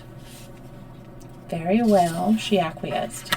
"But before you go, I must find you a wife. Only your son, my son, can comfort me from your loss." Chapter 2. Wu Songhui stood behind his desk, busily entering figures in a long yellow book. Now and then he would thrust the hair pencil with which he worked behind his ears and manipulate with deft fingers a Chinese counting machine. I wonder if they mean the abacus. Wu Songhui was the junior partner and bookkeeper of the firm of Leung Tong Wu and Company of San Francisco. He had been in America 7 years and had made good use of his time. Self-improvement had been his object and ambition, even more than the acquirement of a fortune, and who, looking at his fine, intelligent face and listening to his careful English, could say that he had failed. One of his partners called his name. Some ladies wished to speak to him. Wu Songhui hastened to the front of the store. One of his callers, a motherly-looking woman, was the friend who had taken him under her wing shortly after his arrival in America. She had come to invite him to spend the evening with her and her niece, the young girl who accompanied her. After his callers had left, Songhui returned to his desk and worked steadily until the hour of his evening meal, which he took in the Chinese restaurant across the street from the bazaar. He hurried through with this, as before going to his friend's house he had a somewhat important letter to write and mail. His mother had died a year before, and his uncle, to whom he was writing, had taken his wife and son into his home until such time as his nephew could send for them. Now the time had come. Wu Songhui's memory of the woman who was his wife was very faint. How could it be otherwise? She had come to him but 3 weeks before the sailing of the vessel which had brought him to America, and until then he had not seen her face. But she was his wife and the mother of his son.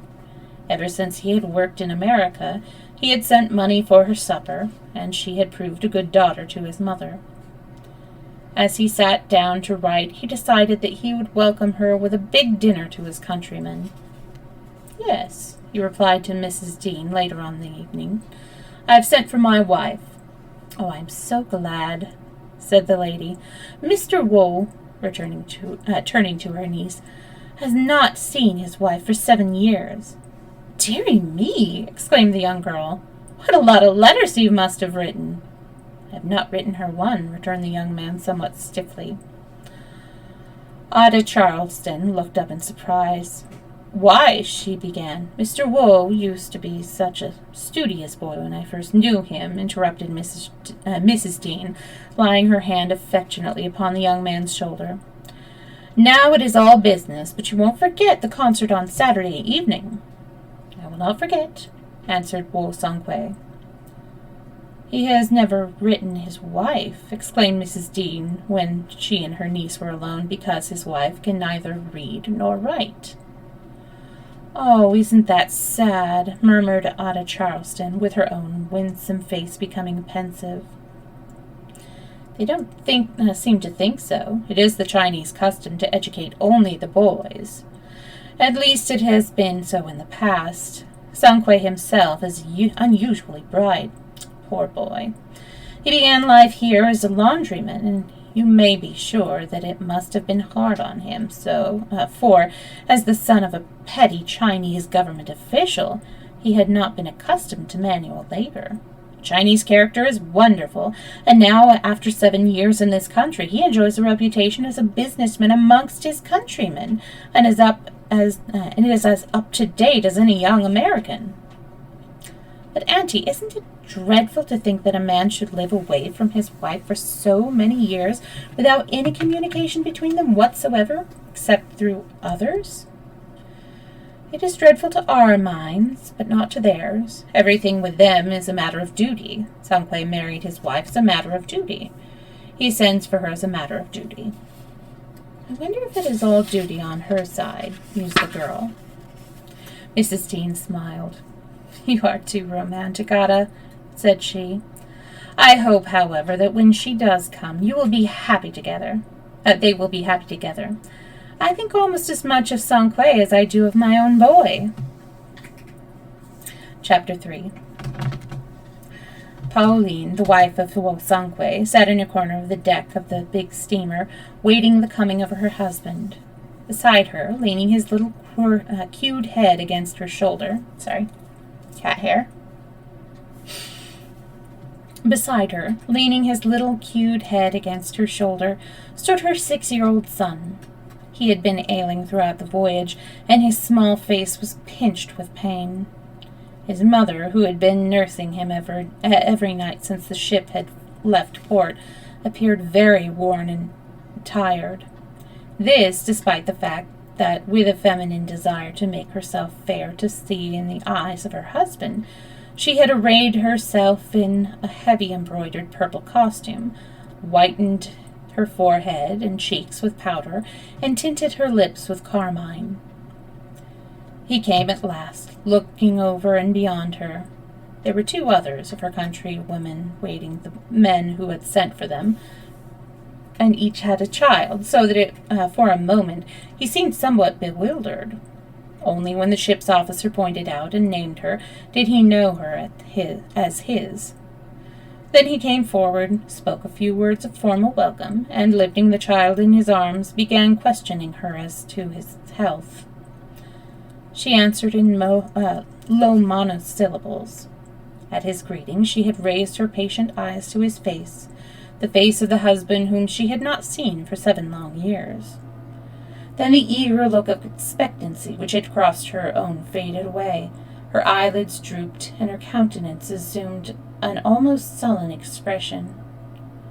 "Oh, poor Sangquei!" exclaimed Mrs. Dean, who with Ada Charleston stood some little distance apart from the family group. "Poor wife!" murmured the young girl.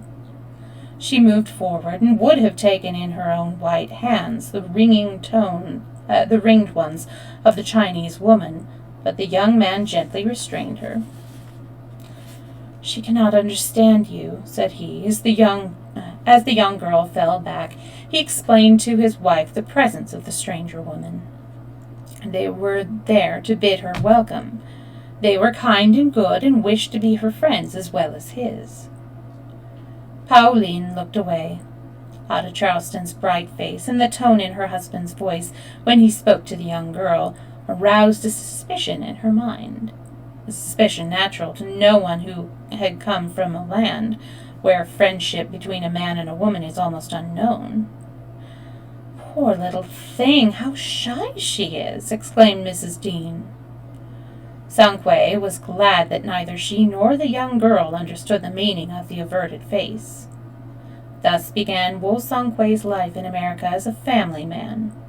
He soon became accustomed to the change, which was not such a great one after all. Pauline was more of an accessory than a part of his life.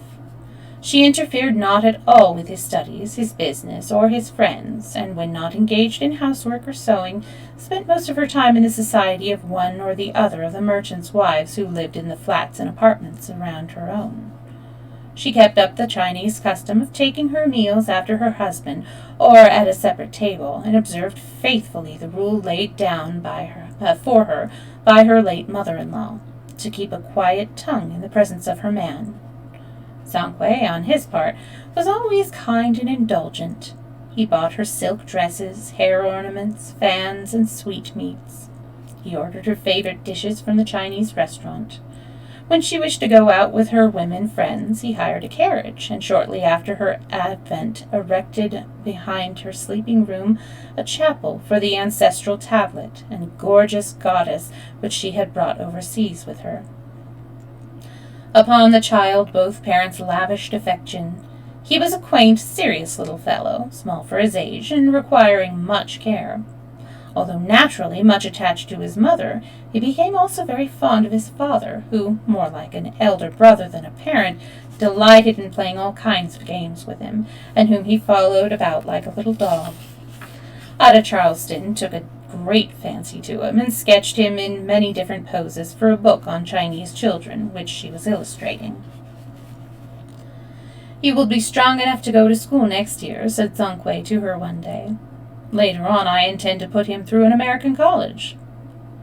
"What did your wife think of the Western training for him?"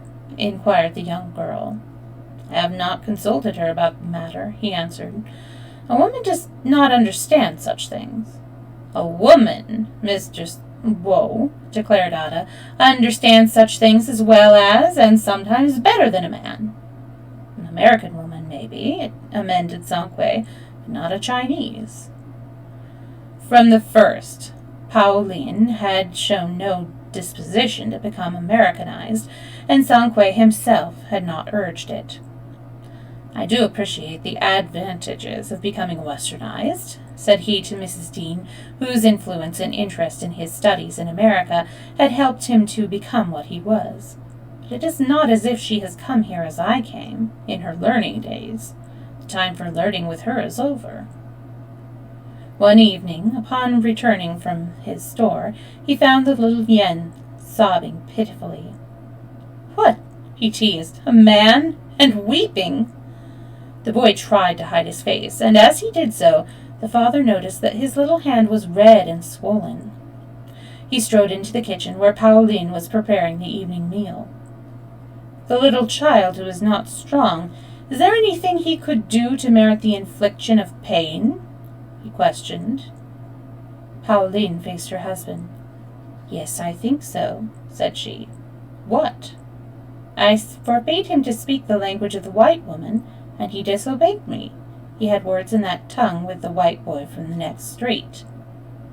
Sangwei was astounded. "You are living in the white man's country," said he. "The child will have to learn the white man's language." "Not my child," answered Pauline. Sangwei turned away from her. "Come, little one," said he to his son. "We will take supper tonight at the restaurant, and afterwards Yen shall see you a show." Pauline laid down the dish of vegetables which she was straining, and took from a hook a small wrap which she adjusted around the boy. "Now go with thy father," she said sternly. But the boy clung to her, to the hand which had punished him. "I will sup with you," he cried. "I will sup with you." "Go," repeated his mother, pushing her from him, and as the two passed over the threshold, she called to the father, "Keep the wrap around the child. The night air is chill."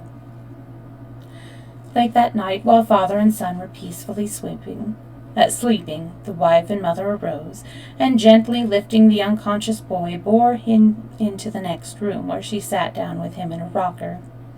Waking, he clasped his hand round her neck. Backward and forward she rocked him, passionately caressing the wounded hand and crooning and crying until he fell asleep again. The first chastisement that the son of Wo Sangwei had received from his mother was because he had striven to follow in the footsteps of his father and use the language of the stranger. "You did perfectly right," said old Sien Tao the following morning, as she leaned over her balcony to speak to the wife of Wo Sangwei. "Had I again a son to rear, I should see to it that he followed not after the white people." Sien Tao's son had married a white woman, and his children passed their grand dame on the street without recognition. In this country she is most happy who has no child, said Lai Chu, resting her elbow on the shoulder of Sien Tao. Toy, the young daughter of Lu Wing, is as bold and free in her ways as are the white women, and her name is on all the men's tongues. A prudent man of our race would take her as wife. One needs not be born here to be made a fool of, joined in Paulin, appearing at another balcony door. Think of Humwa. From sunrise till midnight, he worked for 14 years. Then a white man came along and persuaded him from every dollar, promising to return doublefold within the moon. Many moons have risen and waned, and Humwa still waits on his side of the sea for the white man and his money. Meanwhile, his father and mother, who looked long for his coming, have passed beyond returning. The new religion, what trouble it brings, exclaimed Lai Chu. My man received word yestereve that the good old mother of Chi Ping, who has baptized a Christian at the last baptizing in the mission around the corner, had her head secretly severed from her body by the steadfast people of the village as soon as the news reached there. It was the first violent death in the records of the place. This happened to the mother of one of the boys attending the mission corner of my street. No doubt the poor old mother, having lost face, minded not so much the losing of her head, sighed Pauline. She gazed below her curiously. The American Chinatown held a strange fascination for the girl from the seacoast village. Streaming along the street was a motley throng made up of all nationalities. The sing-song voices of girls whom respectable merchants' wives shuddered to name were calling to one another from high balconies up shadowy alleys. A fat barber was laughing hilariously at a drunken white man who had fallen into a gutter. A withered old fellow, carrying a bird in a cage, stood at the corner entreating passers-by to have a good fortune told. Some children were burning punk on the curbstone. There went by a stalwart chief of the 6 companies, engaged in earnest confab with a yellow-robed priest from the Joss house. A Chinese dressed in the latest American style, and a very blonde woman, laughing immoderately, were entering a Chinese restaurant together. Above all the hubbub of voices was heard the clang of electric cars and the jarring of heavy wheels over the cobblestones. Pauline raised her head and looked her thoughts at the old woman. Sien Tao. Yes, nodded the dame. 'Tis a mad place in which to bring up a child. Pauline went back into the house, gave little Yen his noonday meal, and dressed him with care. His father was to take him out this afternoon. She questioned the boy, as she braided his queue, concerning the white woman whom she visited with his father. I believe the queue is the braid that goes down the back of the head.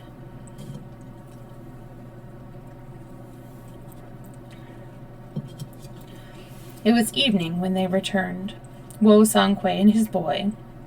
The little fellow ran up to her in high glee. "See, mother," said he, pulling off his cap, "I'm like father now. I wear no queue."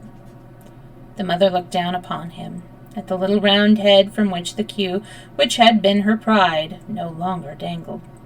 "Ah!" she cried, "I am ashamed of you! I am ashamed!" The boy stared at her, hurt and disappointed.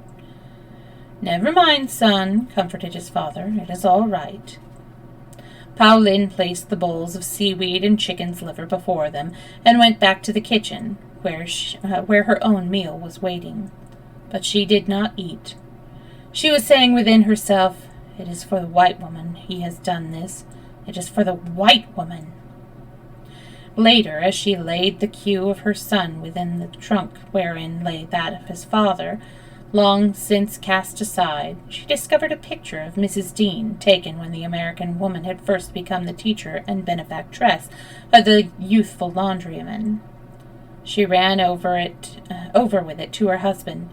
"Here," said she, "it is a picture of one of your white friends." Zhang took it from her almost reverently. "That woman," he explained, "has been to me as a mother. And the young woman, the one with eyes the color of blue china, is she also a mother?" inquired Pauline gently. But for all of her gentleness, Wu Songhui flushed angrily. "Never speak of her," he cried. "Never speak of her!" "Ha! Ha ha ha ha!" laughed Pauline. It was a soft and not unmelodious laugh, but to Wu Songhui it sounded almost sacrilegious. Nevertheless, he soon calmed down. Pauline was his wife, and to be kind to her was not only his duty, but his nature. So when his little boy climbed into his lap and besought his father to pipe him a tune, he reached for his flute and called to Pauline to put aside work for that night. He would play her some Chinese music, and Pauline, whose heart and mind, undiverted by change, had been concentrated upon Wu Songhui ever since the day she had become his wife, smothered for the first time the bitterness in her heart and succumbed to the magic of her husband's playing, a magic which transported her in thought to the old Chinese days whose impression and influence ever remain with the exiled sons and daughters of China.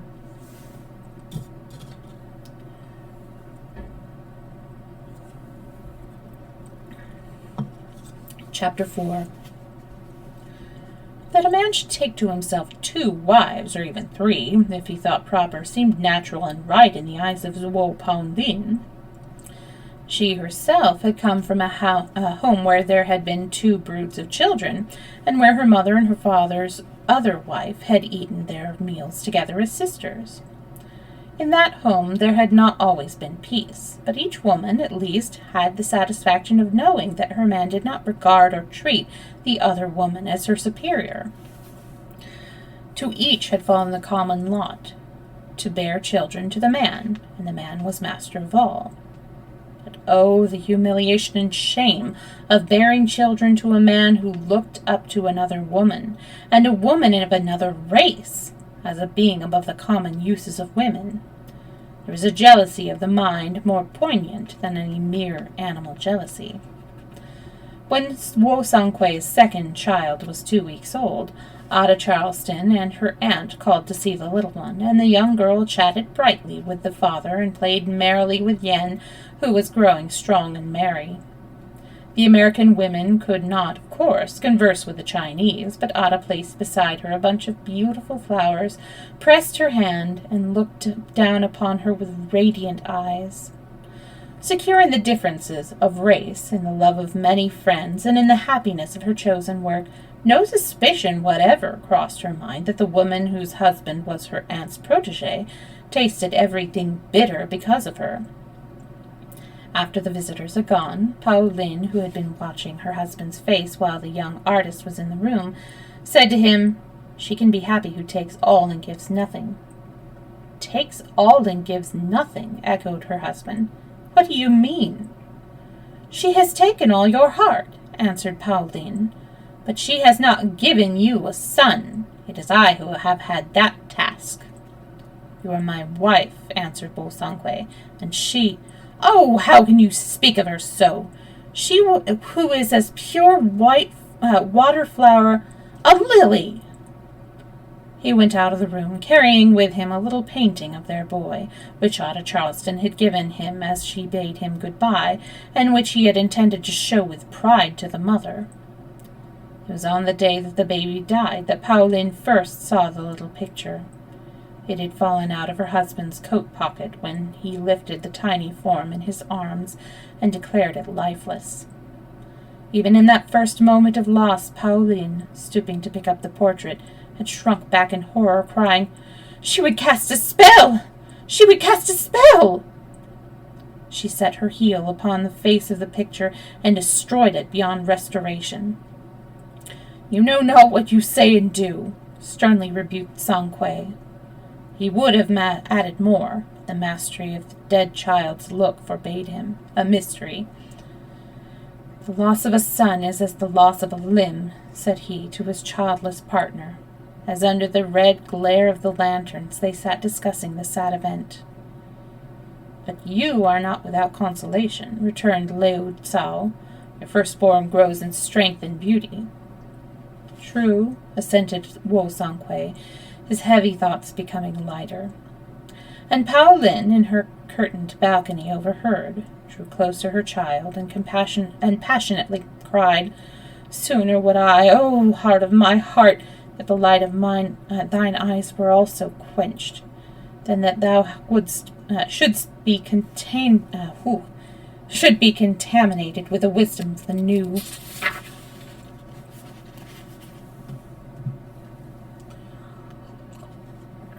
This isn't as sweet a story as the other ones were. Chapter 5. The Chinese women, friends of Wu Paolin, gossiped among themselves, and their gossip reached the ears of the American woman friend of Paolin's husband. Since the days of her widowhood, Mrs. Dean had devoted herself earnestly and wholeheartedly to the betterment of the condition and the uplifting of the young Chinese workmen who came to America. Their appeal and need, as she had told her niece, was for a closer acquaintance with the knowledge of the Western people, and that she had undertaken to give them, as far as she was able.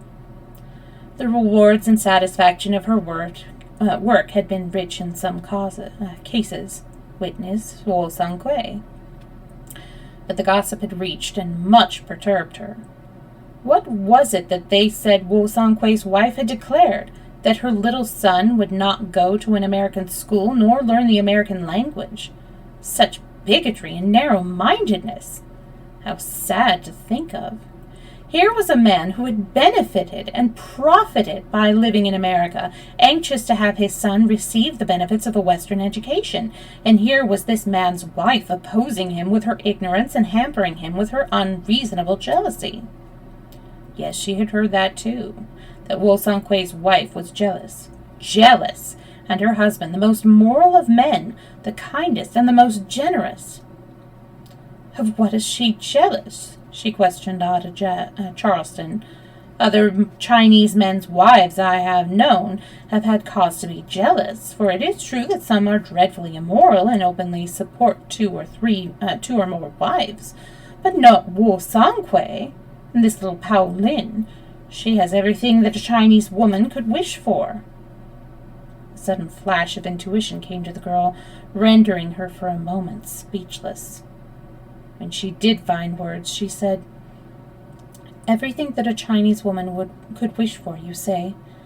Auntie, I do not believe there is any real difference between the feelings of a Chinese wife and an American wife. Songkui is treating Pao Lin as he would treat her were he living in China.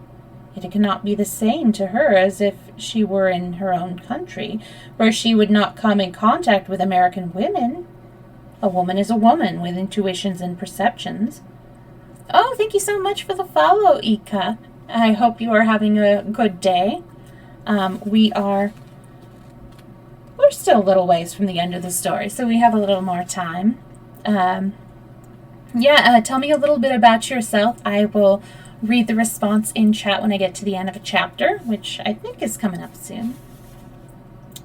And then, Corel, if you could put up the links for the socials and the YouTubes, I'd really appreciate that. Thanks.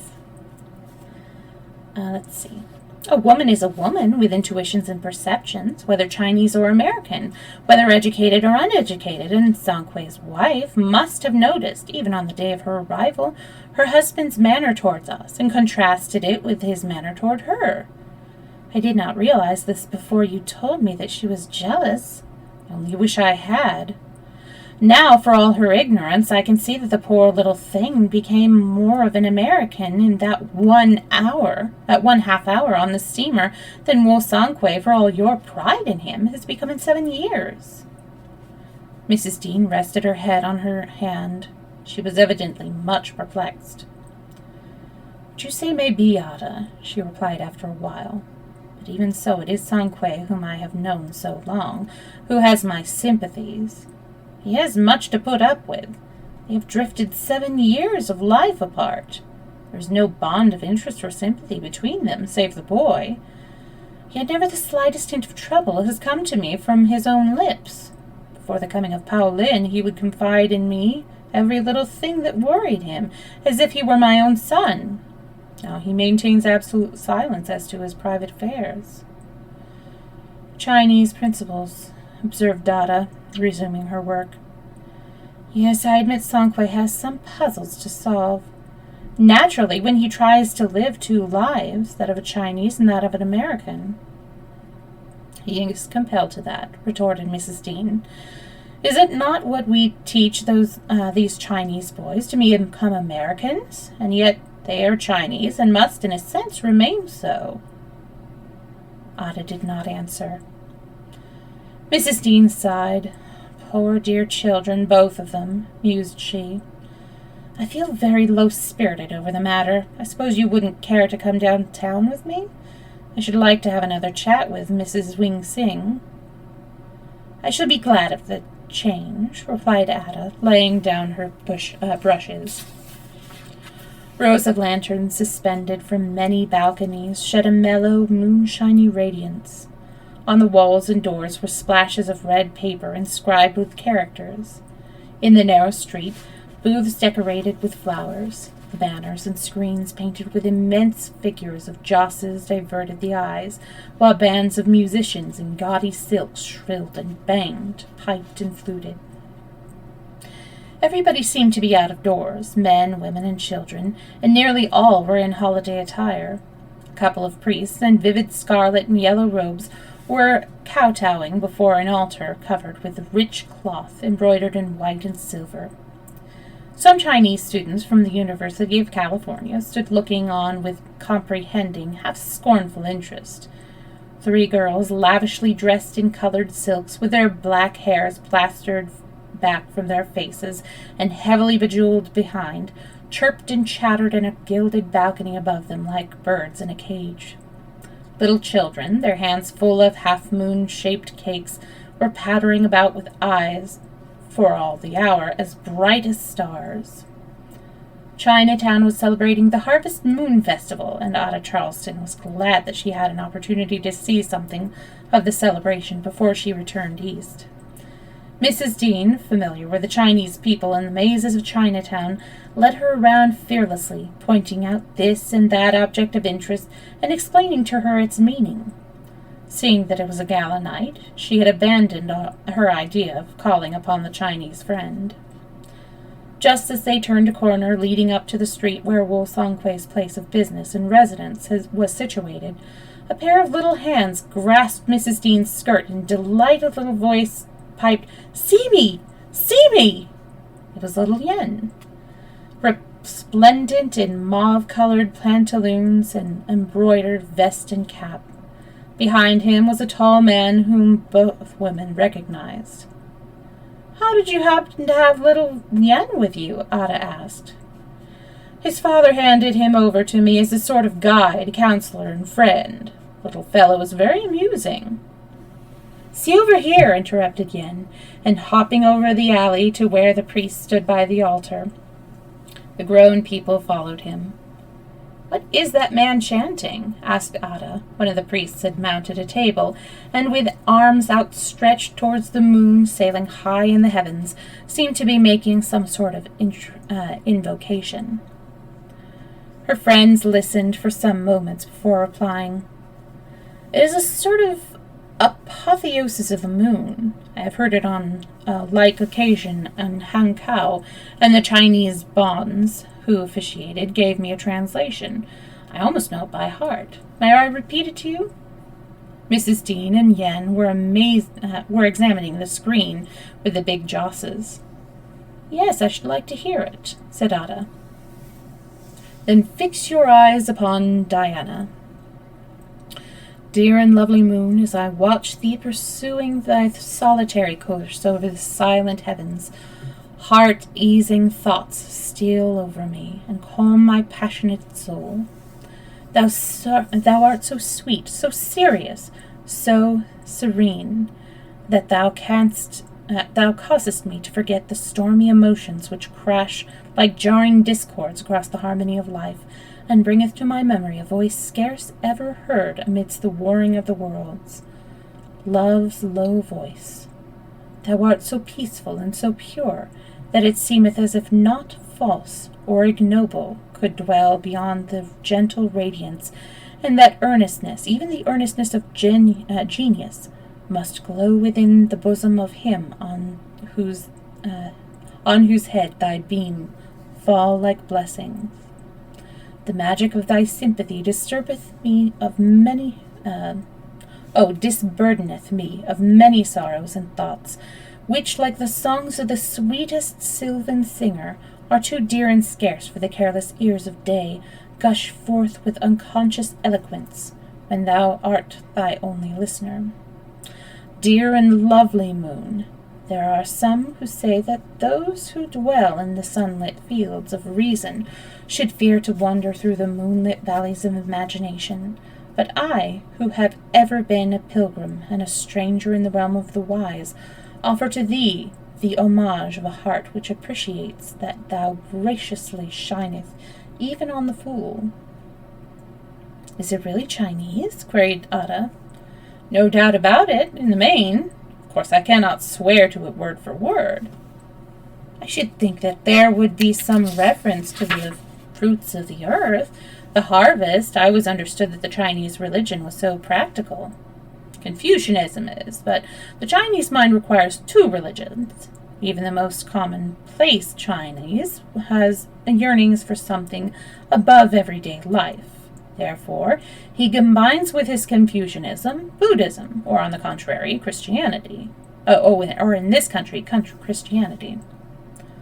Thank you for the information. It has given me a key to the mind of a certain Chinese in whom Auntie and I are interested.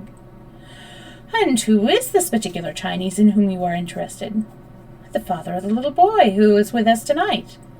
Wo Sankui! Why, here he comes with Li Tong-hei. Are you acquainted with Li Tong-hei? No, but I believe Aunt is. Plays and sings in a vaudeville, doesn't he? Yes, he can turn himself into a German, a Scotchman, an Irishman, or an American with the greatest of ease, and is as natural in each character as he is a Chinaman. Hello, Ling Tong-hei. Hello, Mr. Stimson. While her friend was talking to the lively young Chinese who had answered his greeting, Ada went over to where Wo Sung-kwei stood speaking to Mrs. Dean. Yen begins school next week, said her aunt, drawing her arm within her own. It was time to go home. Ada made no reply. She was settling her mind to do something quite out of the ordinary. Her aunt often called her romantic and impractical. Perhaps she was.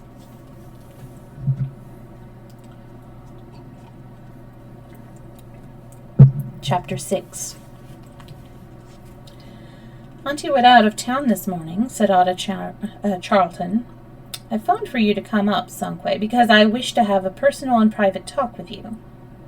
Any trouble, Miss Ada? Inquired the young merchant. Anything I can do for you?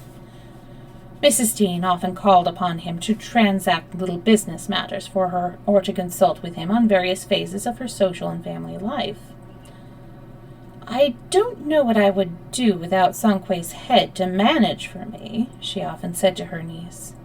No, replied the girl. You do too much for us. You always have, ever since I have known you. It is a shame for us to have allowed you. What are you talking about, Miss Ada? Since I came to America, your aunt has made this home like a home to me, and of course I take an interest in it and like to do anything for it that a man can. I am always happy when I came here. Yes, I know you are a poor old boy, said Ada to herself.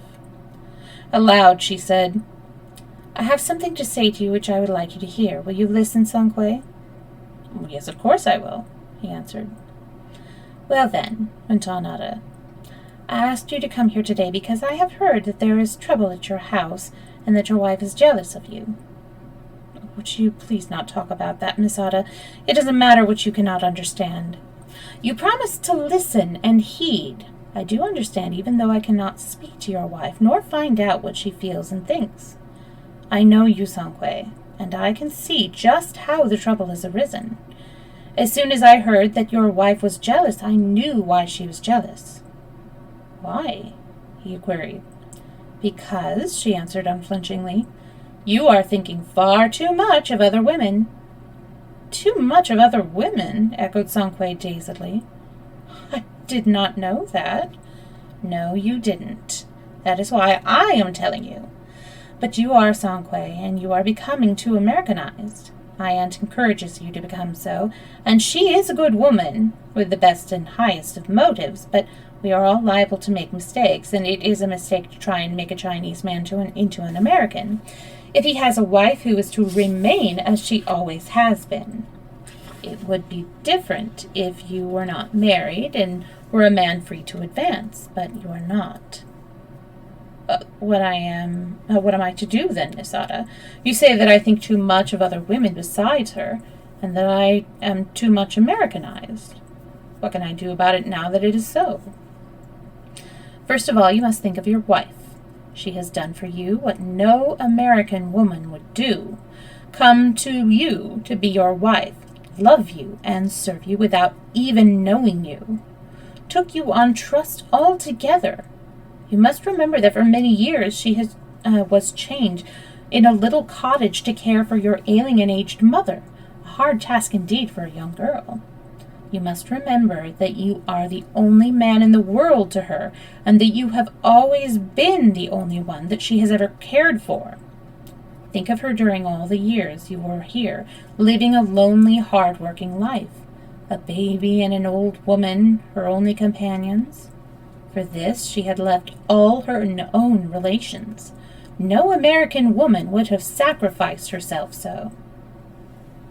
Now that and now what has she? Only you and her housework. The white woman reads, plays, paints, attends concerts, entertainments, lectures, absorbs herself in the work she likes, and in the course of her life thinks of and cares for a great many people. She has much to make her life happy besides her husband. The Chinese woman has him only. And her boy, yes, her boy, repeated Ada Charleston, smiling in spite of herself, but lapsing into seriousness the moment after. There's another reason for you to drop the American for a time and go back to being a Chinese. For the sake of your darling little boy, you and your wife should live together kindly and cheerfully. That is much more important for his welfare than that he should go to the American school and become Americanized. It is my ambition to put him through both American and Chinese schools. But what he needs most of all is a loving mother. She loves him all right. Then why do you not love her as you should? If I were married, I would not think my husband loved me very much if he preferred spending his evenings in the society of other women than in mine, and was so much more polite and deferential to other women than he was to me. Can't you understand now why your wife is jealous? Wo Songhui stood up. Goodbye, said Ada Charleston, giving him her hand. Goodbye, said Wo Songhui. Had he been a white man, there was no doubt that Ada Charleston's little lecture would have had a contrary effect from what she meant it to have. At least the lectured would have been somewhat cynical as to her sincerity. But Wo Songhui was not a white man. He was a Chinese, and did not see any reason for insincerity in a matter as important as that which Ada Charleston had brought before him. He felt himself exiled from paradise, yet it did not occur to him to question, as a white man would have done, whether the angel with the flaming sword had authority for her action.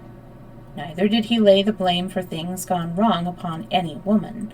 He simply made up his mind to make the best of what was. Oh, and we're almost finished. Last chapter. Chapter 7. It had been a peaceful walk in the Wu household the week before little Yen was to enter the American household. so peaceful indeed that Wu Sangui had begun to think that his wife was reconciled to his wishes that with regard to the boy. He whistled softly as he whittled away at a little ship he was making for him. Ada Charleston's suggestion had set a coursing train of thought which had curved around Pauline so closely that he had decided that, should she offer any further opposition to the boy's attending the American school, he would not insist upon it. After all, though the American language might be useful during this century, the wheel of the world would turn again, and then it might not be necessary at all. Who could tell? He came very near to expressing himself thus to Pauline. And now it was the evening before the morning that little Yen was to march away to the American school. He had been excited all day over the prospect, and to calm him, his father finally told him to read aloud a little story from the Chinese book which he had given him on his first birthday in America, and which he had taught him to read. Obediently, the little fellow drew his stool to his mother's side, and read in his childish sing-song the story of an irreverent lad who came to great grief because he followed after the funeral of his grandfather and regaled himself on the crisply roasted chickens and loose-skinned oranges which were left on the grave for the feasting of the spirit. Wu Sangui laughed heartily over the story. It reminded him of some of his own boyish escapades, but Pauline stroked silently the head of the little reader and seemed lost in reverie. A whiff of fresh salt air blew in from the bay. The mother shivered, and Wu Sangui, looking up from the fastening of the boat's rigging, bade Yen close the door. As the little fellow came back to his mother's side, he stumbled over her knee. "Oh, poor mother!" he exclaimed with faint apology. "'Twas the stupid feet, not Yen." "So," she replied, curling her arm around his neck, "'tis always the feet. They are to the spirit as the cocoon to the butterfly. Listen, I will sing you the song of the happy butterfly." She began singing the old Chinese ditty in a fresh bird-like voice. Wu Sangui, listening, was glad to hear her. He liked having everyone around him cheerful and happy. That had been the charm of the Dean household. The ship was finished before the family retired. Yen examined it critically at first, then exultingly. Finally, he carried it away and placed it carefully in the closet where he kept his kites, balls, tops, and other treasures. "We will set sail with it tomorrow after school," said he to his father, hugging gratefully that father's arm. Sangui rubbed the little round head. The boy and he were great chums. What was that sound which caused Sangui to start from his sleep? It was just on the borderland of night and day, an unusual time for Pauline to be up. Yet he could hear her voice in Yen's room. He raised himself on his elbow and listened. She was softly singing a nursery song about some little squirrels and a huntsman. Sangui wondered at her singing in that way at such an hour. From where he lay, he could just perceive the child's cot and the silent child figure laying motionless in the dim light. How very motionless. In a moment, Sangui was beside it. The empty cup with its dark dregs told the tale. The thing he loved the best in all the world, the darling son who had crept into his heart with his joyousness and beauty, had been taken from him by her who had given. Sangui reeled against the wall. The kneeling figure by the cot arose. The face of her was solemn and tender. "He is saved," smiled she, "from the wisdom of the new." In grief too bitter for words, the father bowed his head upon his hands. "Why? Why?" queried Pauline, gazing upon him bewilderingly. "The child is happy. The butterfly mourns not o'er the shed cocoon." Sangui put up his shutters and wrote this note to Ada Charleston. "I have lost my boy through an accident. I am returning to China with my wife, whose health requires a change."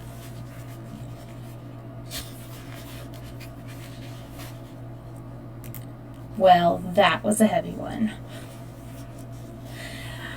It's a shame that we're not ending on a more light-hearted one, but it is the end of story time for today. So we had 3 really sweet, cute ones and 1 pretty heavy one. So anyways, we're going to end story time here. Next story time is going to be on Sunday, and we are continuing with Robinson Crusoe.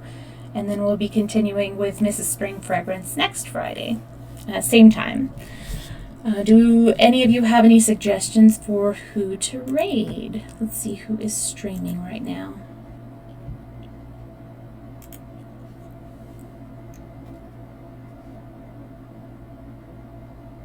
So we do have Swags. He's always fun. He has been on Roblox kick. Let's see, Allie Mac I haven't raided in a while.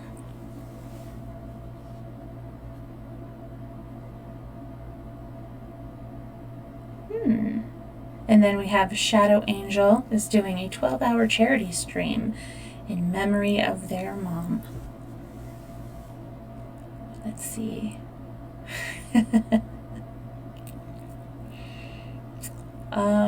Actually, you know, I think I'll raid Allie, because Allie Mac, I haven't raided her in a while, so yeah.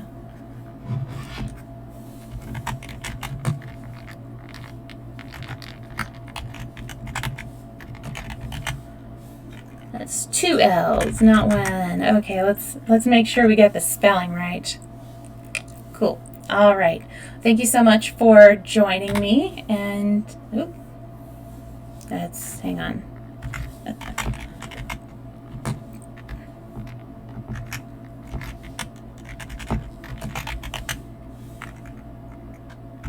Is it? Oh, it's I think this one. There we go. All right.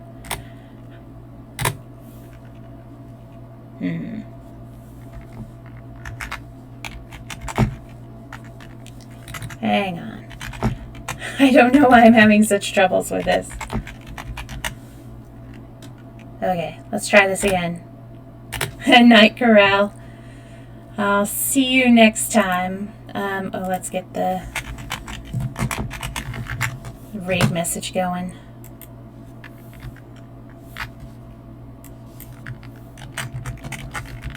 There we go. All right, see you next time. Bye.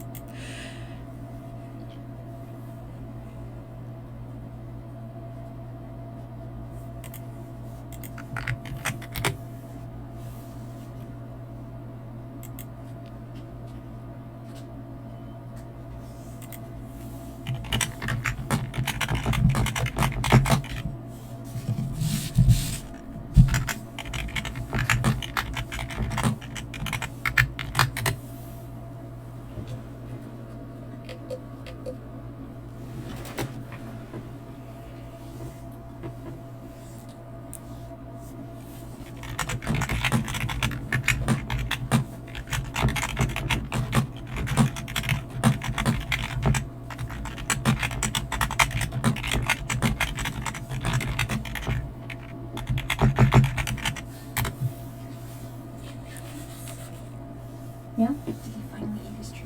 Apparently. Or so against it? Somebody ate the trees. Hi, Daisy. Oh man, you accidentally said my name on stream. Hmm? You accidentally said my name on stream. I know. I'm so sorry. I'm like, oh crap. But I don't want to call attention to it. Because then... Just pretend it didn't happen. Yeah. We'll edit it out later. Yeah.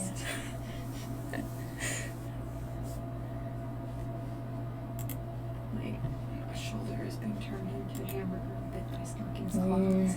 Yeah. Oh, and I had a mirror accident. Whatever. Yeah, I was finishing up my